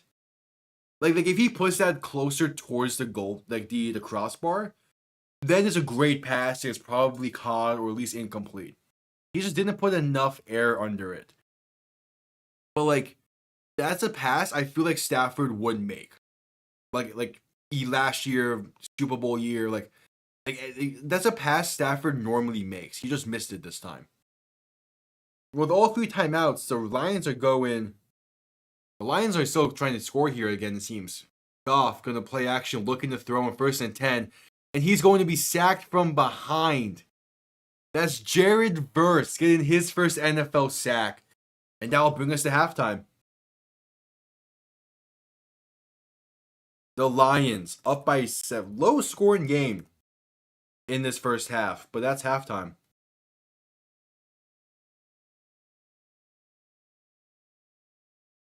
Maybe it's like, yeah, because there was a lot of second generation players to enter the league this year. Do we know how many are expected to enter next year yet? Obviously, Shedeur is expected to enter, but who else? I honestly, I'm just waiting for Antonio Gates Jr. to be ready. He's at Michigan State right now. He's playing. I believe he's a tight end. Might be a receiver. Either way, I'm waiting for him, man. No one's gonna miss out on this Antonio Gates the same way everyone let his pops go undrafted.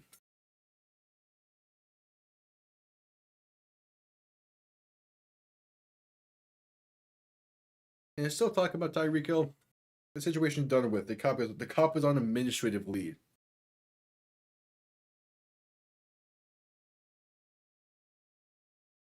All right, let me see if I can find anything about this Allen wrist injury.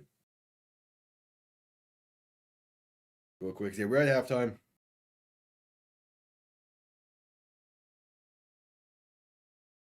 Yeah, here we go. ESPN article about it. Like Stafford has made crazy reads in his career. That one just not fully there. Second rushing touchdown. Team up by 2 scores and a fourth. His hands on the football. Standing with his left hand around the ball and underneath him.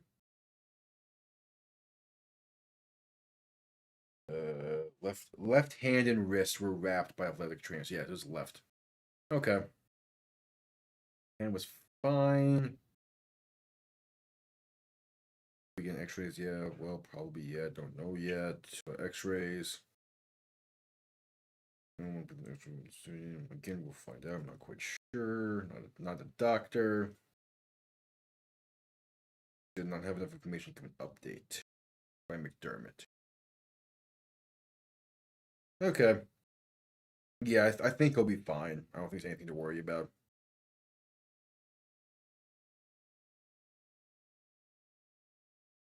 Yeah, I want Buffalo at their best, which is why I'm upset that Matt Milano's injured.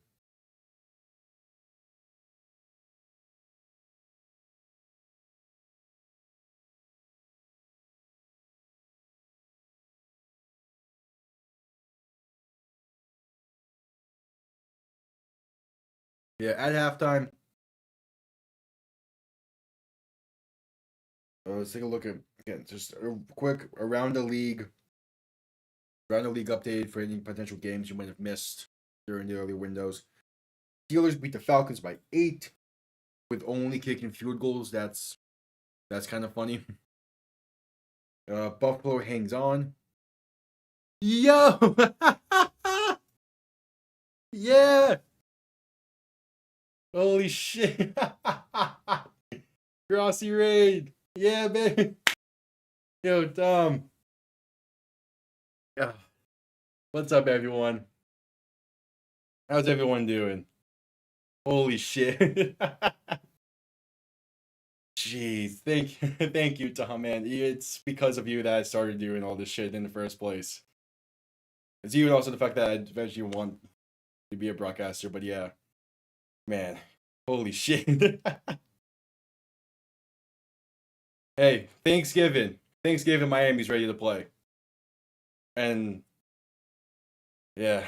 I don't know what to say. Oh, thank you. Yeah, thanks for the raid. Holy shit. Subscribe. Really appreciate it. I'm actually in the Pick'em League because I was a member a while ago, but I'm in the Pick'em League. 12-4 right now. Feeling good about it.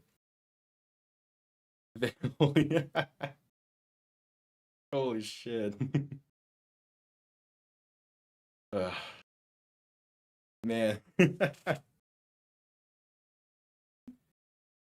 Thank you, thank you, thank you.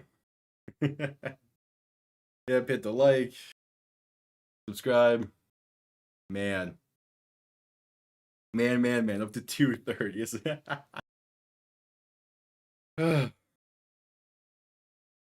Man, this is incredible. Thanks everyone who is subscribing and all that. I'm rooting for the Lions. I am a Dolphins fan normally, but yeah, I'm rooting for the Lions. Kitty goes meow. Yeah, so because like because when I was growing up, I think the Dolphins and the Lions are very similar teams without their histories. So yeah, I root for the Lions whenever I can, which is weird because I'm also a Packers fan secondarily because I grew up watching Aaron Rodgers a lot because I used to be a quarterback and he was someone I tried to emulate my game after.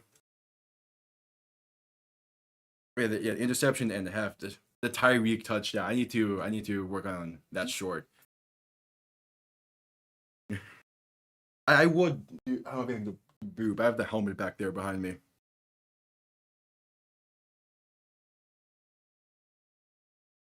Cowboys fan.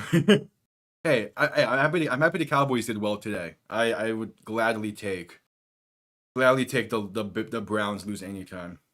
I have heard of Tom Grassi. Yeah, I am subscribed to him. I've been for years. Yeah, but I'm sure. But the Lions have gone through it. I'm actually working on something that'll dive into the '08 Lions a little bit. Yeah, the Browns didn't look good, but at the same time, that's kind of what I expected from them. Go Patriots and Lions. I have massive amount of respect for the Patriots. I'm shocked they won today. I do, but yeah, I have massive amounts of respect for the Patriots. The Browns do have a QB problem. They really do. I mean, it doesn't help that Deshaun Watson had like the whole year off, but Miami's finally using Alec Ingold properly. Finally using him properly with fullback dives. It's great. I expected the defense to fall off for Cleveland just because they were like really historic last year, really good last year. They weren't going to keep it up again. Oh yeah, I mean, I felt like there was a very small chance the Patriots could pull it off because the Bengals have a history of starting off the season slow. But yeah, I did not expect them to start off that slow. Go Pats! It was a nice win.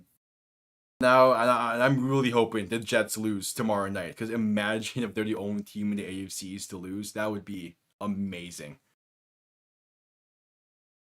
That would be amazing. Because again, I have respect for the Patriots. It takes a lot. It takes a lot to do what they were able to do for all those years. So they're gonna have to come up in. They're gonna. The Bills fan same. Thursday night's gonna be fun against Buffalo. It's going to be fun. Yeah, Gerard Mayo has done a good job so far. It's one game, so hard to fully gauge, but I do like Gerard Mayo. They do need a little bit of heartache, for sure, but in due time, in due time. It's all in due time. I mean, again, they didn't. The Patriots didn't look great today. They only put up 16. The defense as well looked really good, but we'll see how sustainable it is. You can only win 16-10 so many times. So like you only do that so many times.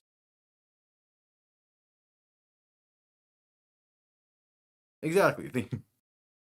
Yeah, think of mayonnaise for Gerard Mayo. Was crying. I do not blame you 1 second. Do not blame you a single second for that. Yeah, the Bengals game. Part of me was thinking because I was live for the Dolphins game earlier. So like part of me was thinking about having some other games on like so I can do proper updates, but happy I didn't for that one at least. Yeah, that interception to end the half. I don't fully know what Stafford was thinking, but again, it is a type of pass where I feel like he has hit more times than not in his career. Yeah, Pat Mahomes is loved and hated at the same time, the way that Tom Brady is loved and hated at the same time. I was going to. I was going to go to the Cup celebration for the Panthers. I ended up not going to it just because the weather was bad and I didn't want to make the drive out there because I was about an hour away. But I did. I got this jersey at Game 6 of the Eastern Conference Finals, so I'll take that. I went to that. That was fun to go to. But yeah, it was so good seeing the Panthers win it last year. I'm a Dolphins fan, Alex. That's why I have like most Dolphins stuff behind me, or most South Florida stuff. Uh, I have a custom Dolphins jersey. This one's a Dolphins jersey. That Marino jersey signed, the one that the helmet is on. Oh yeah, but playoff hockey in general, I've learned to really love hockey just because of the Panthers in the playoffs. Like, because when they won the President's Trophy in 21, I watched a little bit of their playoff run, and I was like, this is interesting. And then when the following season, I watched their entire run to the Cup that year, and that's what really got me hooked was seeing like not only just playoff hockey but Stanley Cup final hockey. I'm sure the Red Wings will eventually turn it around a bit. I mean, you can only be so bad for so long. We're winning. I mean, I like more saying we're the Bruins kryptonite, so that way I can say that that a Miami sports team is kryptonite to three Boston teams. But yeah, I plan to get a lot more. I watched most of the last season for the NHL. That was like my first like full season watching. I plan to get a lot more into it this season as well.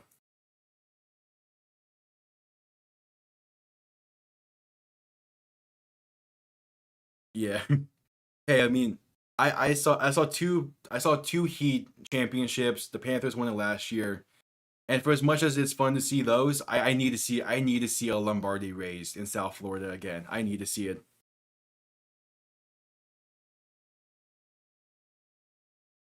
Yeah, yeah, because I remember watching the final games for the NHL this past season, and man, I was upset the Red Wings kind of got screwed over a bit. But what are you gonna do? What can you do? For as fun as it was seeing the Panthers hoist the cup on home ice, the fact that it went to seven, I hate. Like I wish it didn't. I wish it didn't nearly blow that. Yeah, it always feels good for a home team to win because again, when the Heat won there too with the Heatles, I wasn't that into basketball, nor was I really that old. Like I was like what 12? No, I was 7 and 8. So I didn't really experience the Heat winning too, but like I was fully invested in the Panthers, so that was fun. Thank you for that, KC. I do. What so I did when the UFL was going on. I did play-by-plays for those games as well as a warm up into the NFL season. And when next UFL season, I plan to do the same thing. So yeah, it's thank you for subscribing. It's greatly appreciated. This has been yeah. That's with sports in general. The stress of like a close game. Like I'm going to post something. I think tomorrow I will about the Dolphins game today and like just put my like the final 2 minutes of that game onto like separately from the stream. But if you go back to that and just go to halftime of that game, I was dejected as shit. All right, Rams kick this one away to begin the second half out of the back of the end zone for a touchback. The Lions will start with ball on the 30. MCDC. Man, love Dan Campbell. When Miami let him walk from the as the when he was interim in Miami and they let him walk instead went with I think that was when we went with Adam Gase instead. It's either when we went, yeah, it was when we went with Adam Gase instead. Man, that decision could not be even more worse. I'm cheering for the Lions. I love him. I love MCDC, former Dolphin right there. Goff hand this one's off to David Montgomery for a gain of 2. Where did I put? There it is. Why is it down there? All right, third quarter now. There we go. Yeah, I love MCDC. I love both Stafford and Goff. I have huge respects for both of them. But yeah, MCDC is just he has a place. He has a place for me because of his brief tenure with Miami.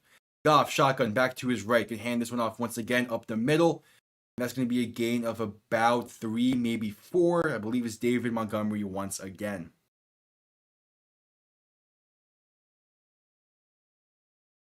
Just, hey, the Lions, man. The Lions will run it through your face. Simple as that.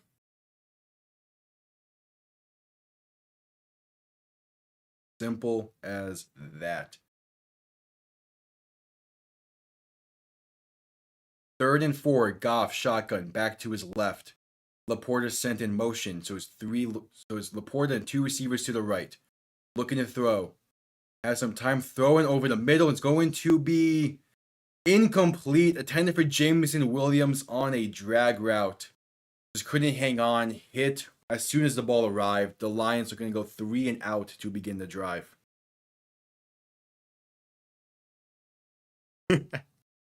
Hey, you're good, about Flash. If you need to call it a night. It is 10 p.m. I don't blame you. But this game's been fun so far, so I'm riding.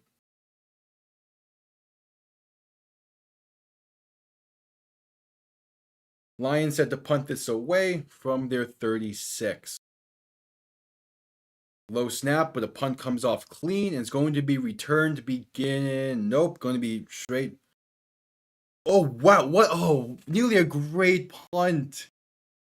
Bounced at the 1, bounced backwards to the 3. Then it was touched and hit into the end zone. Oh, nearly a great punt. Instead, it's a touchback. That was a great punt. That's on the Gunners. That's on the... Oh, just couldn't properly fall on it. Man. That is rough. Botched it. Yep. Nearly a great punt. That's good hang time. That's really good hang time. Way to Orlovsky that. That wasn't quite Orlovsky. It wasn't as bad as what Orlovsky has done.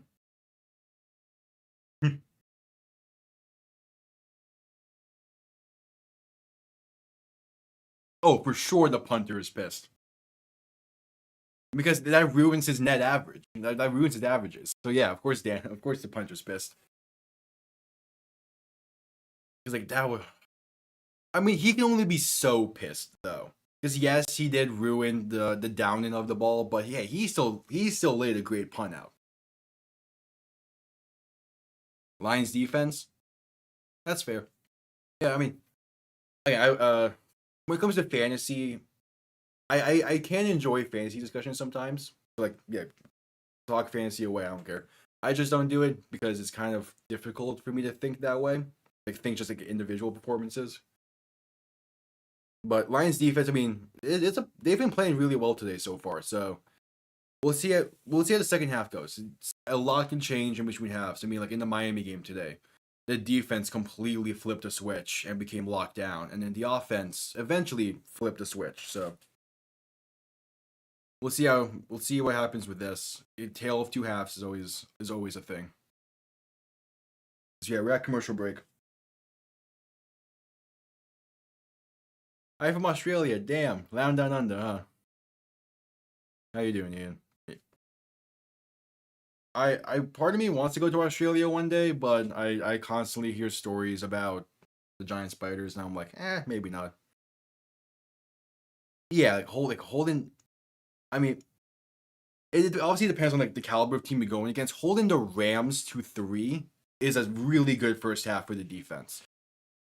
And to be fair, a lot goes, and it was aided by the interception at the end of the half, but still, it's definitely a damn good half of football for the Lions defense. One more. All I need is one more half. Not the easiest thing to ask for. Stafford catches a bad snap and hands it off to Kyren Williams, who loses a yard on the play. That is twice today Stafford has saved a bad snap. Oh shit, Puka was carded. Yeah, Puka was carded off the field, it seems, at one point in between during commercial. That's tough to see.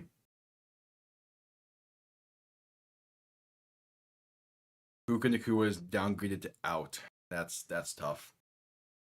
Stafford shotgun back to his left. 2 receivers to the left. Sending Kupp in motion now, left to right. Going to drop back to throw in 2nd and 11. Pass short underneath, going to be caught, but only a gain of about 1, if that. That is, I believe, Tyler Johnson. I saw his name earlier. It is, yeah, Tyler Johnson. Yeah, his knee apparently for Nacua. I mean, it did show something earlier, but yeah, I know they're exaggerated. And I am a man of probability, so I know it's not high likelihood. But still. Stafford looking to throw in 3rd and 10. Pass over the middle and nearly intercepted again. But couldn't hang on. Was that Brian Branch? Brian Branch? Either way, Detroit defense forces a 3 and out themselves. And the Rams will punt this one away. Yeah, prayers up for Nacua. Yeah, I mean, it is always sad to see a player go down. Who? I could not see the number on that one. All right, punt comes off clean for the Rams. Going to be returned from inside the 40 and gets up to about the 41. So not a pretty minimal return there. So 12 minutes to go in the third. We get to see the Lions offense one more time.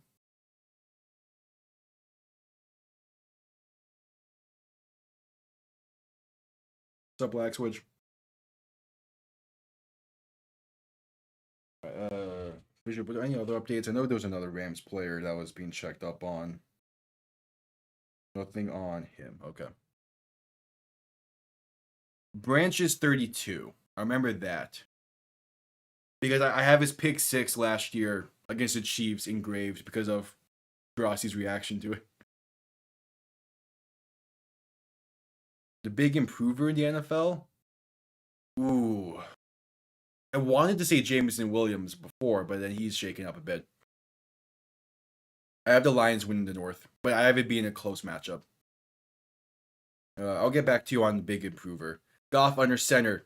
Gonna pump fake it to the left and hand it off up the middle to David Montgomery for a gain of 4, maybe 5. Big improver. That's actually a tough one. You know, I will. Normally I think offensive players, but I'm gonna. Yeah, he does. I'm gonna for a big improver. Weirdly enough, I am high. I was high on the Panthers entering today. So, but then their performance shot that down. Goff shotgun back to his right, play action, looking to throw. Went out to his right, going to dump it off, check down to David Montgomery. Going to be caught and still fighting. Gains about 4 on the play. Yeah, I mean, technically Aaron Rodgers, but honestly, I'm not that high on Rodgers. I know there's a quarterback I'm just blanking on. Jets as a whole, but no. There's definitely a quarterback I'm blanking on. I mean, I'm not Daniel Jones, not after today. Or Bryce Young, not after today. Those would have been my 2 if you asked me before the game started. It would have been Bryce Young or Daniel Jones. Clearly, that's not the case. So, honestly, I'll say Austin Eckler. I don't know how well he played today. Goff looking to throw in 3rd and 3. Passing deep down the field. Has the man, Jameson Williams. And that's going to be a touchdown, Lions, if it stands. Never mind. Jameson Williams. There we go. Yeah. Anthony Richardson could be a big one as well. Jameson Williams, though.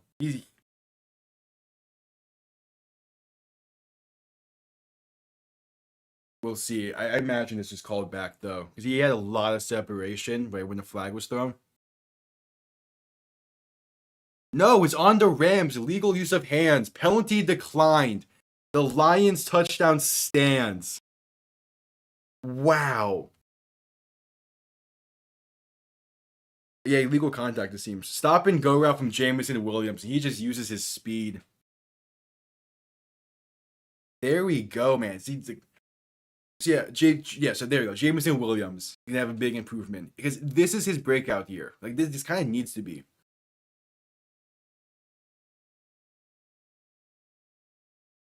Jake Bates on to make this a 14-point game. Kick is up and it is good. Yeah. I mean, because illegal contact only works on these certain people. And Jameson Williams is not one of them.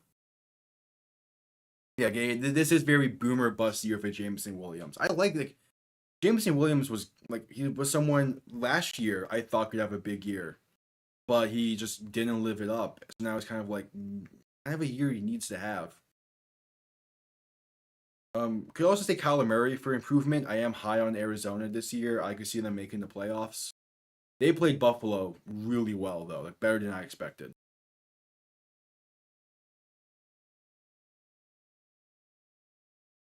Yeah, I mean, what this is Jameson's third year in the league, so going only for so long, you can't have been baking on him. But yeah, I mean, Arizona's gonna be a fun team to watch. Yeah, they're gonna be sneakily good. Tennessee, even though they collapsed in against Chicago today, Tennessee I feel like is gonna be a sneakily good team. Shaking big.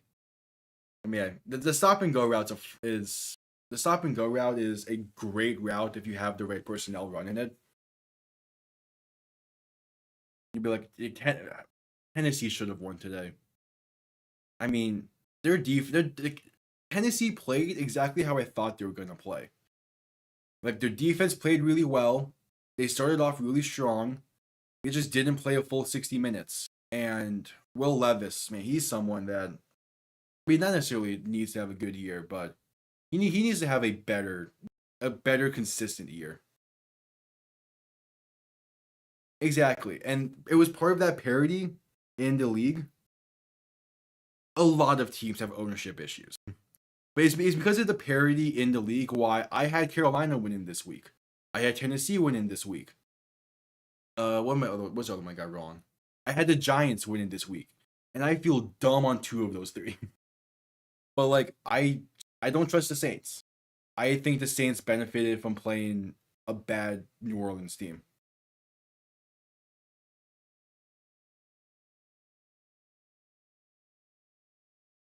Yeah.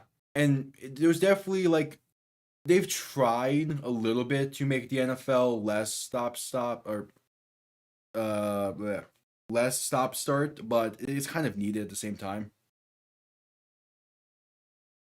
Caleb Williams is gonna have a rocky year as shown today, but he definitely has the potential to be the best quarterback the Bears have seen. As Jake Bates sends a kickoff into the back of the end zone or into the end zone for a touchback.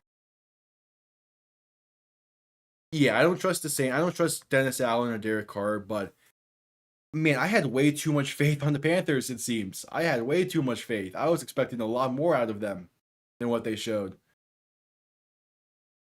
And we'll see how the season plays out, but I had the Saints finishing last in that division with the Panthers finishing third. I had that being a close battle though a close battle for the bottom. We'll see. Stafford shotgun back behind him. Play action looking to throw. Rolling out to his left and a shovel it to Kyren Williams and lose 4 on the play. I feel bad for Bryce Young as well. He has the talent. Everyone at this level has the talent. but like he got put in such a bad spot with Carolina. And yeah, bad spot with David Tepper as the owner as well. Man, Tepper. Yeah, Isaiah Likely had a great game Thursday night against KC. He's gonna be someone fun to watch as well. I've seen a little bit of Aussie rules football. It looks like a lot of fun. Stafford shotgun back behind him, 3 receivers right, hand off to Kyren Williams right side, and he's going to pretty much get back to the initial line of scrimmage on the play.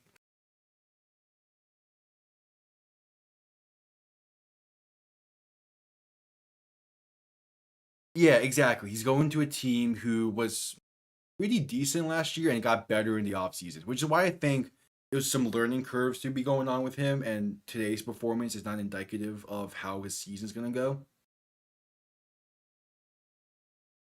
Yeah. But Bryce Young's height definitely leaves a question mark, but we'll see. Stafford making adjustments at the line in shotgun, back to his right. 2 receivers and a tight end to the left, a receiver to the right.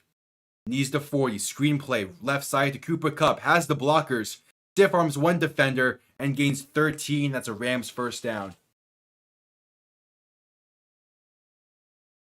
But yeah, it's weird because there was a video I watched a while back, and it talked about like, is it good? Like it talked about like the careers of the shortest and of the tallest quarterbacks to play. And obviously, he talks about Doug Flutie. He talks about some people that most people haven't heard of, and I cannot remember the names. And there's like a weird middle ground in there. There's like 6'4" to 6'7". It's like this is the ideal height. It's weird. Kupp, play action, rolling out to his right, looking to throw. First and 10, throws it left side, caught by Cooper Kupp for a big play, gain of about 20 plus for a Rams first down. Bryce Young, I want to say he's 5'10". He's definitely on the shorter side. I'm not sure if he is shortest in the league, but he's close to it. Jaden Daniels is gonna be someone fun to keep an eye on this season. He could win Rookie of the Year if Caleb Williams has continues to have like a slow season. Stafford shotgun back behind him, play action looking to throw, rolling out left, passing in the flat. Going to be a gain of nothing to Tyler Johnson. Lions played well. Let me quickly see. How tall is Bryce Young? Yeah, he's 5'10".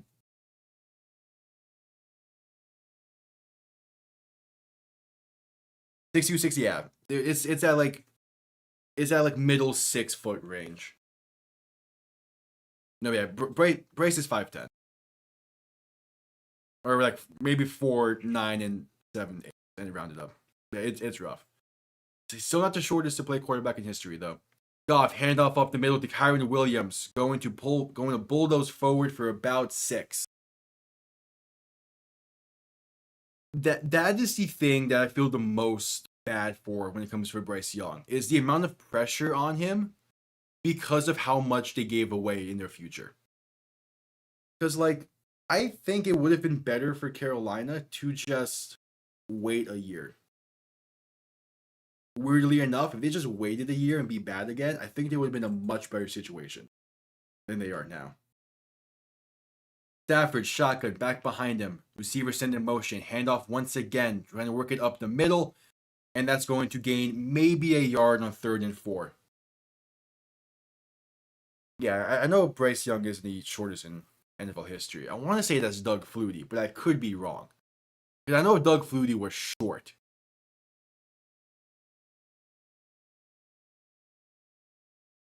Yeah, and to be fair, I think it goes back to Tepper being Tepper.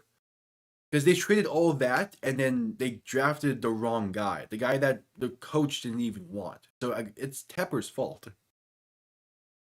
Stafford, Rams going for it on 4th down. Stafford shotgun back behind him. 2 receivers and a tight end to the left. Stafford looking to throw. Has some time throwing over the middle. Wide open. Caught for the first down. And down to the 15. Big pickup on 4th down. The Rams are in receiver depth, like deep in the receiver depth chart. Who was that? That was Demarcus Robinson on the reception. Flutie was short.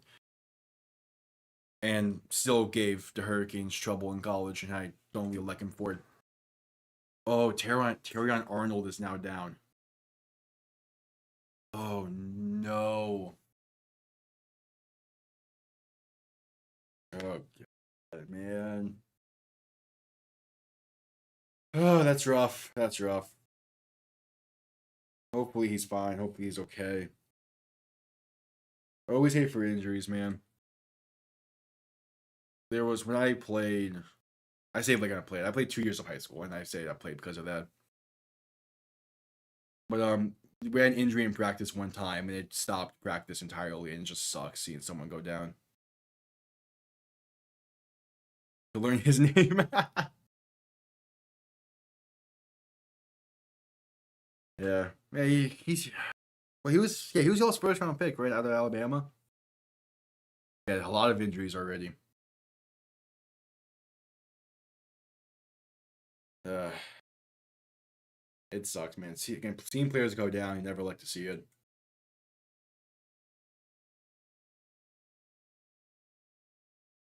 Traded up to get him, yeah. See, that's a smart trade up. Unlike the Bills. You see, the whole Xavier Worthy thing between Buffalo and KC, I hate it even more because I am a Dolphins fan and I hate Buffalo already. So that made me pissed off even more. And because like right before the draft, like because the draft's on Thursday, the day before the draft, I released a video, or even no, it was a day after, but I made it the day before. I released a video that talked about the Patrick Mahomes trade on draft night. So yeah,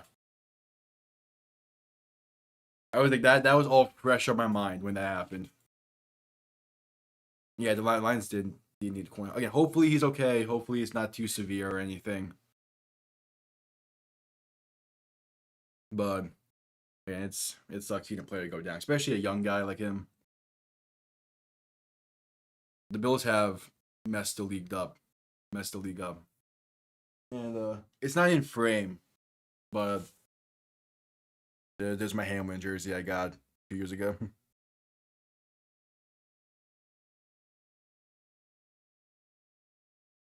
Next week, Sunday Night Football is Bears Texans.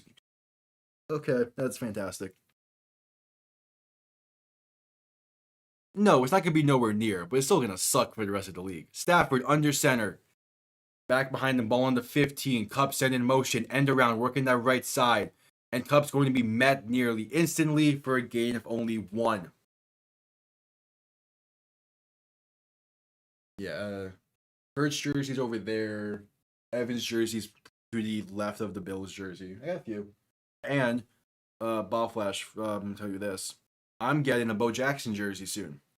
That's on its way. So I'm looking forward to add that to the collection. That's the Raiders jersey I decided to get. Purely because I could not find a Christian Wilkins jersey. Yeah, I got family over in Vegas right now, so they're picking that up for me. Stafford, handoff to Williams, working the left side. And there's going to be a gain of about 3, sets up 3rd and 6, ball on about the 11. Yeah, because I have family in Vegas right now. They said they'll pick it up and I'll just pay them back and whatnot. So I was wanting the Christian Wilkins jersey, but they didn't have one for some reason. So I was like, fuck it, I'll take Bo Jackson. Because yeah, for the people that are new, I plan to have a jersey of every NFL team at some point at some point, and that'll make up the background behind me. Constantly rotating and whatnot behind there. Stafford shotgun back behind him, looking to throw on 3rd and 6. Throwing right side for the end zone and overthrows Cooper Kupp, who was blanketed, but there's a flag. Oh, it might be roughing the passer. We can talk about it. Yeah, we can talk about it in DMs, Ball Flash.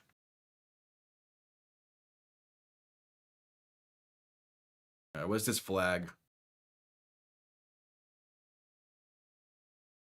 Pass interference on the Lions. They're calling it number 25. That's rough.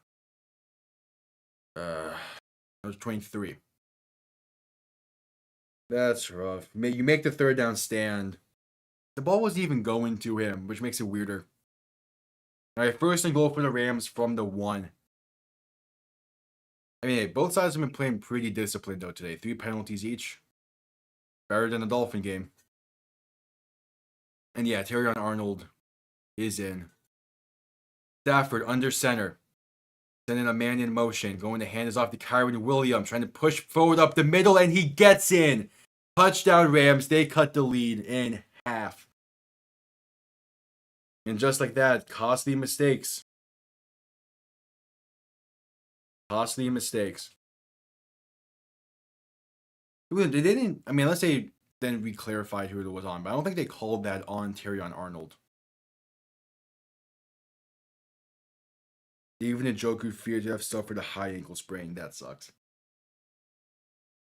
I will say, for as much as it is, like, for as much as I do not like the Browns because of all what happened with Deshaun Watson and them signing him and all that, it does suck to see players go down no matter what team they're on.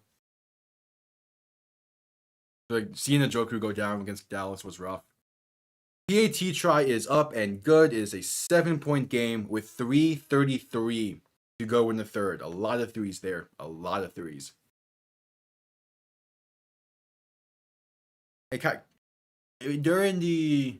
During my predictions, I mentioned that I want to see Kyren Williams be the Kyren Williams of last year and prove that he can be like a bell cow or a main running back. He's ran really well tonight. I will say that he has ran really well tonight. As that we had commercial break, I'm probably gonna be making another drink here soon. And you're getting some more water with electrolyte powder. We'll see. Maybe not. I think I have enough to last.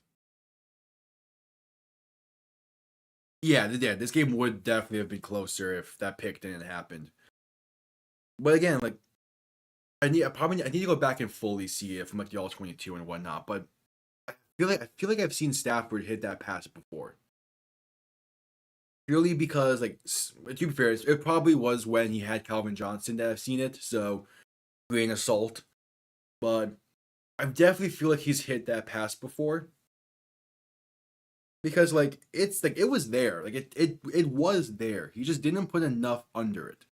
If he layers that better, gets it closer towards the goalpost, that's probably a high pointed pass that's caught and ties the game. Yeah, Megatron days. Man, Megatron was so much fun. That does remind me though, I am also working on a video that should be out this week on Anquan Boldin. Because he's someone that I feel like should be talked about a little bit more. So I'm working on an Anquan Boldin video. Hopefully should get it up by Friday or Saturday. The script's already written for that. I just need to record it and edit it. But yeah. There's also video essays. Again, for all the new people that came through the Degrassi Rig, and appreciate you sticking around if you have and subscribing. Check out some of the video essays I've done. I work hard on those as well. They're mixed in every once in a while during the season, and during the off season, they're kind of the main form of content on the channel. The most recent one that came out last week, right? Last week? No, 2 weeks ago, was on Steve DeBerg. All right, kickoff is underway. Going to sail out the back of the end zone. Yeah, I'm sure that hurts. Because like Sanders retired early, Megatron retired early. I'm sure there's probably others. Did Herman Moore retire early? But yes, like being able to keep the guys, keep those.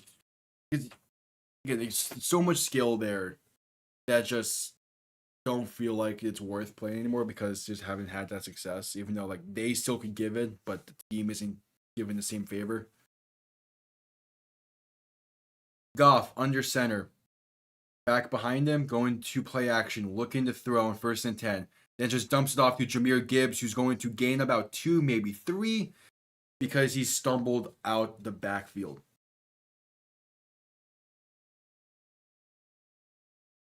Yeah, same Bob Flash. I'm still a little shaken up on that. Thank you all for tuning. Thank you all for sticking around if you have. It's great.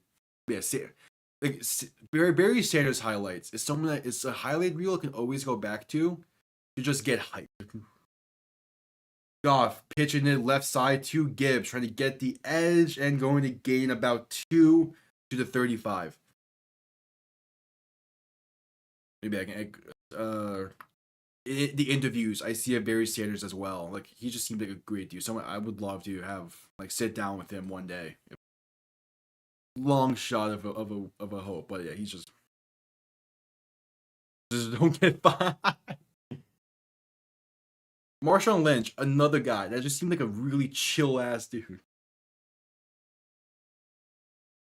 Goff, shotgun, back to his left on 3rd and 5. 3 receivers to the right, sending Jameson Williams in motion to make it to spread out the formation more. Looking to throw. Stepping up, throwing over the middle. It's going to be caught, but short of the first. Gains of about 3, maybe 4. That is Sam Laporta on the reception. I love beast mode, man. I really love the fact that he didn't hit his prime until he left Buffalo. Honestly, a fake punt isn't that far-fetched for Dan Campbell. I could see it.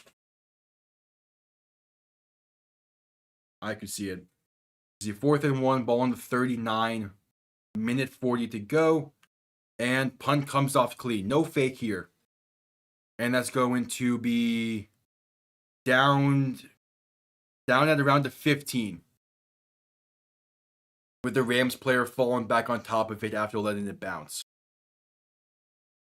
All right, brings us to commercial break with a minute and a half to go in the third. By Johnson, Baflash, do you mean Chris or do you mean Larry? I've been watching quite a bit of Larry Johnson highlights recently as well. He was one hell of a running back for the Chiefs. If there's anyone you should blame for having to announce onside kicks, blame Sean Payton. Blame Sean Payton and blame Pat McAfee. Those surprise onside kicks, for as fun as they are to when they happen, there is the chance to get those back. It is dumb. The new kickoff is dumb. Purely because we've seen teams primarily still kicking it out the back of the end zone. What they could do, what they probably won't do, I get the intent. What they could do, keep the same idea of the whole dynamic thing, but push the kickers back. Either way, you need to push the kickers back. The UFL had them kicking off from the 20, and that worked. There was a return damn near every single kick. Oh, Calvin Johnson. Yeah, I forgot we're talking about the Lions. Either way, Chris Johnson and Larry Johnson, 2 great running backs as well. we're talking the Lions as well as also running backs. So I just kind of thought, I don't know. Again, Chris Johnson's a back I always have. Is a running back I always have in my mind. He was electric. He'd be like if you really want to push player safety as well as wanted returns, keep the same dynamic kickoff thing, or just push the kickoff back as well. But it is insane, like the history of Chiefs running back. Like in the 2000s, they go from Larry Johnson to Priest Holmes to Jamal Charles to Kareem Hunt, and now they have Pacheco. Like they hit on the running backs.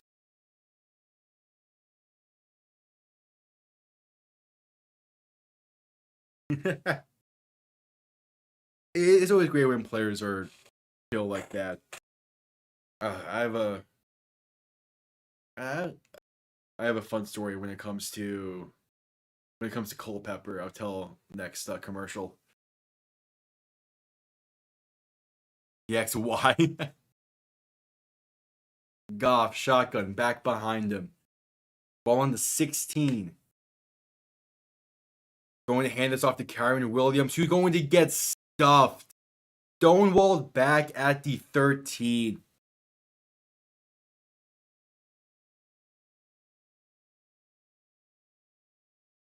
Yeah, like Barry Sanders seems like just a cool dude. And yeah, that's what I'm right. Same person who would never spike the ball, being like, being humble enough to be like, why do you want my autograph? Only one of the best Lions players of all time. Stafford shotgun back behind him. Kupp sent in motion. Looking to throw in 2nd and 12. Gonna throw it underneath over the middle to Tyler Johnson. Makes 2 Lions miss. Gets the first, still going. Makes more miss. Down past the 50. The 40, still running. Past the 30, stiff arming. Finally brought down near the 25. Holy, what a play. Tyler Johnson flipping the field like that on a simple drag route. And they just could not tackle him. Lions players were slipping everywhere, running into each other. And it took one hell of an effort from number 44 to catch up to him. Your guess is as good as mine, Ball Flash. The Rams are in a weird position when it comes to receiver depth. Stafford going to not get the snap off before the end of the quarter. So that brings us to the final 15 minutes. The Rams driving down by 7. Tyler Johnson had one hell of a day. Yeah, so since we're at the commercial break due to the end of change of quarter. So again, I played a lot of football growing up. And being in South Florida, it comes with its perks, including having played against Chad Pennington. I played against him when he was coaching. That's a story in its own. I'll tell a different day if I get the chance. I played against Jason Taylor's kids a bunch, and I played against Dante Culpepper when he was coaching his kid. After the game, Culpepper comes up to me because like that's the thing. When I was younger, I got the respect from these. It could have just been out of like pity and what, not pity, but it could have been just like, oh, it's a young kid, gonna talk him up. But after games, I would consistently get from Pennington, I got a nice job. You have a good arm and all that. From Culpepper, I got it as well. But at the same time, as him coming up and telling me that, I asked him what team he was on. This was during the time when he was a free agent. He looks at my dad and simply goes, "You tell him to do this," and walks away. So yeah. Sophomore slump from the Lions? Yeah, maybe. Yeah, Dante Culpepper. Which, funny enough, I'm now in Orlando for UCF. So I follow Culpepper. It seems. Yeah, it was there. It was like right after he was let go, or right after his contract expired with Miami, is when this happened. So that was fun. That was a fun moment. I mean, the Lions could slump a bit, but I don't think their schedule really fits for them to slump. Yet again, they're not playing great, but week 1, yeah, he did. The Lions and Dolphins shared a few quarterbacks in the 2000s. Culpepper's one of them. Joey Harrington's another.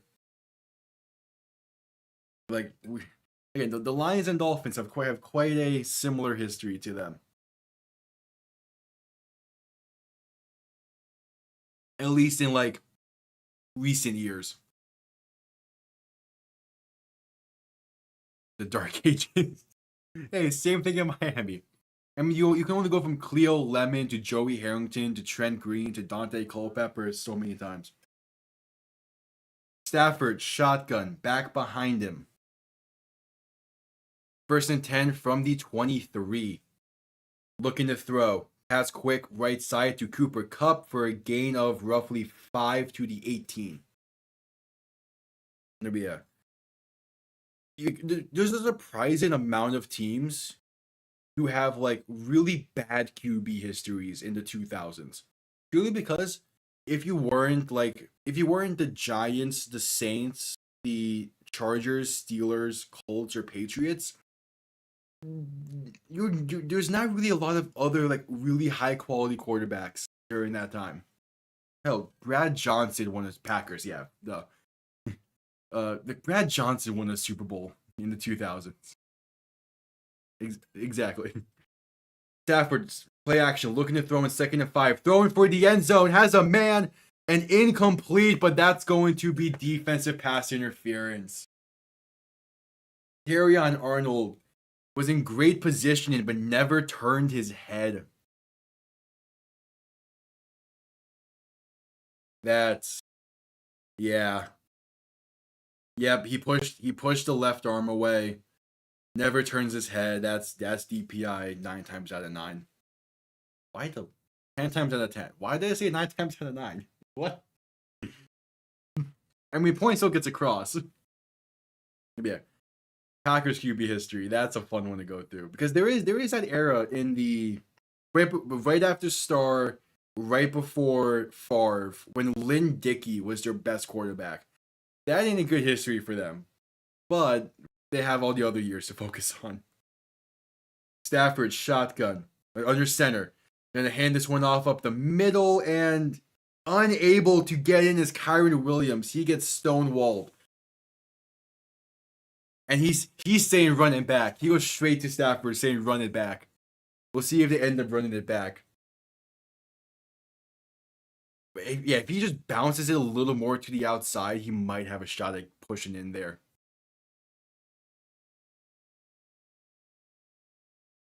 Ball basically on the half-yard line. 2nd goal. Rams taking a while to break the huddle here. Finally do with roughly 10 seconds on the play clock. Stafford under center. 3 receivers to the right. Sending a man in motion. End around left side. And it's basically a walk-in touchdown. Great play design. The jet sweep. And that was... Let me sure I get this name. There's a flag, though. There is a flag post-play. It's being brought back. Holding on to Rams. Wow. Either way, that was Jordan Whittington who would have had the touchdown, but nope. It is a flag on the left tackle. That is. Oh, yeah, he grabs the face mask of Hutchinson. That's clear. Yeah, that's clear. That's clear as day. End goal now from basically the 10-yard line.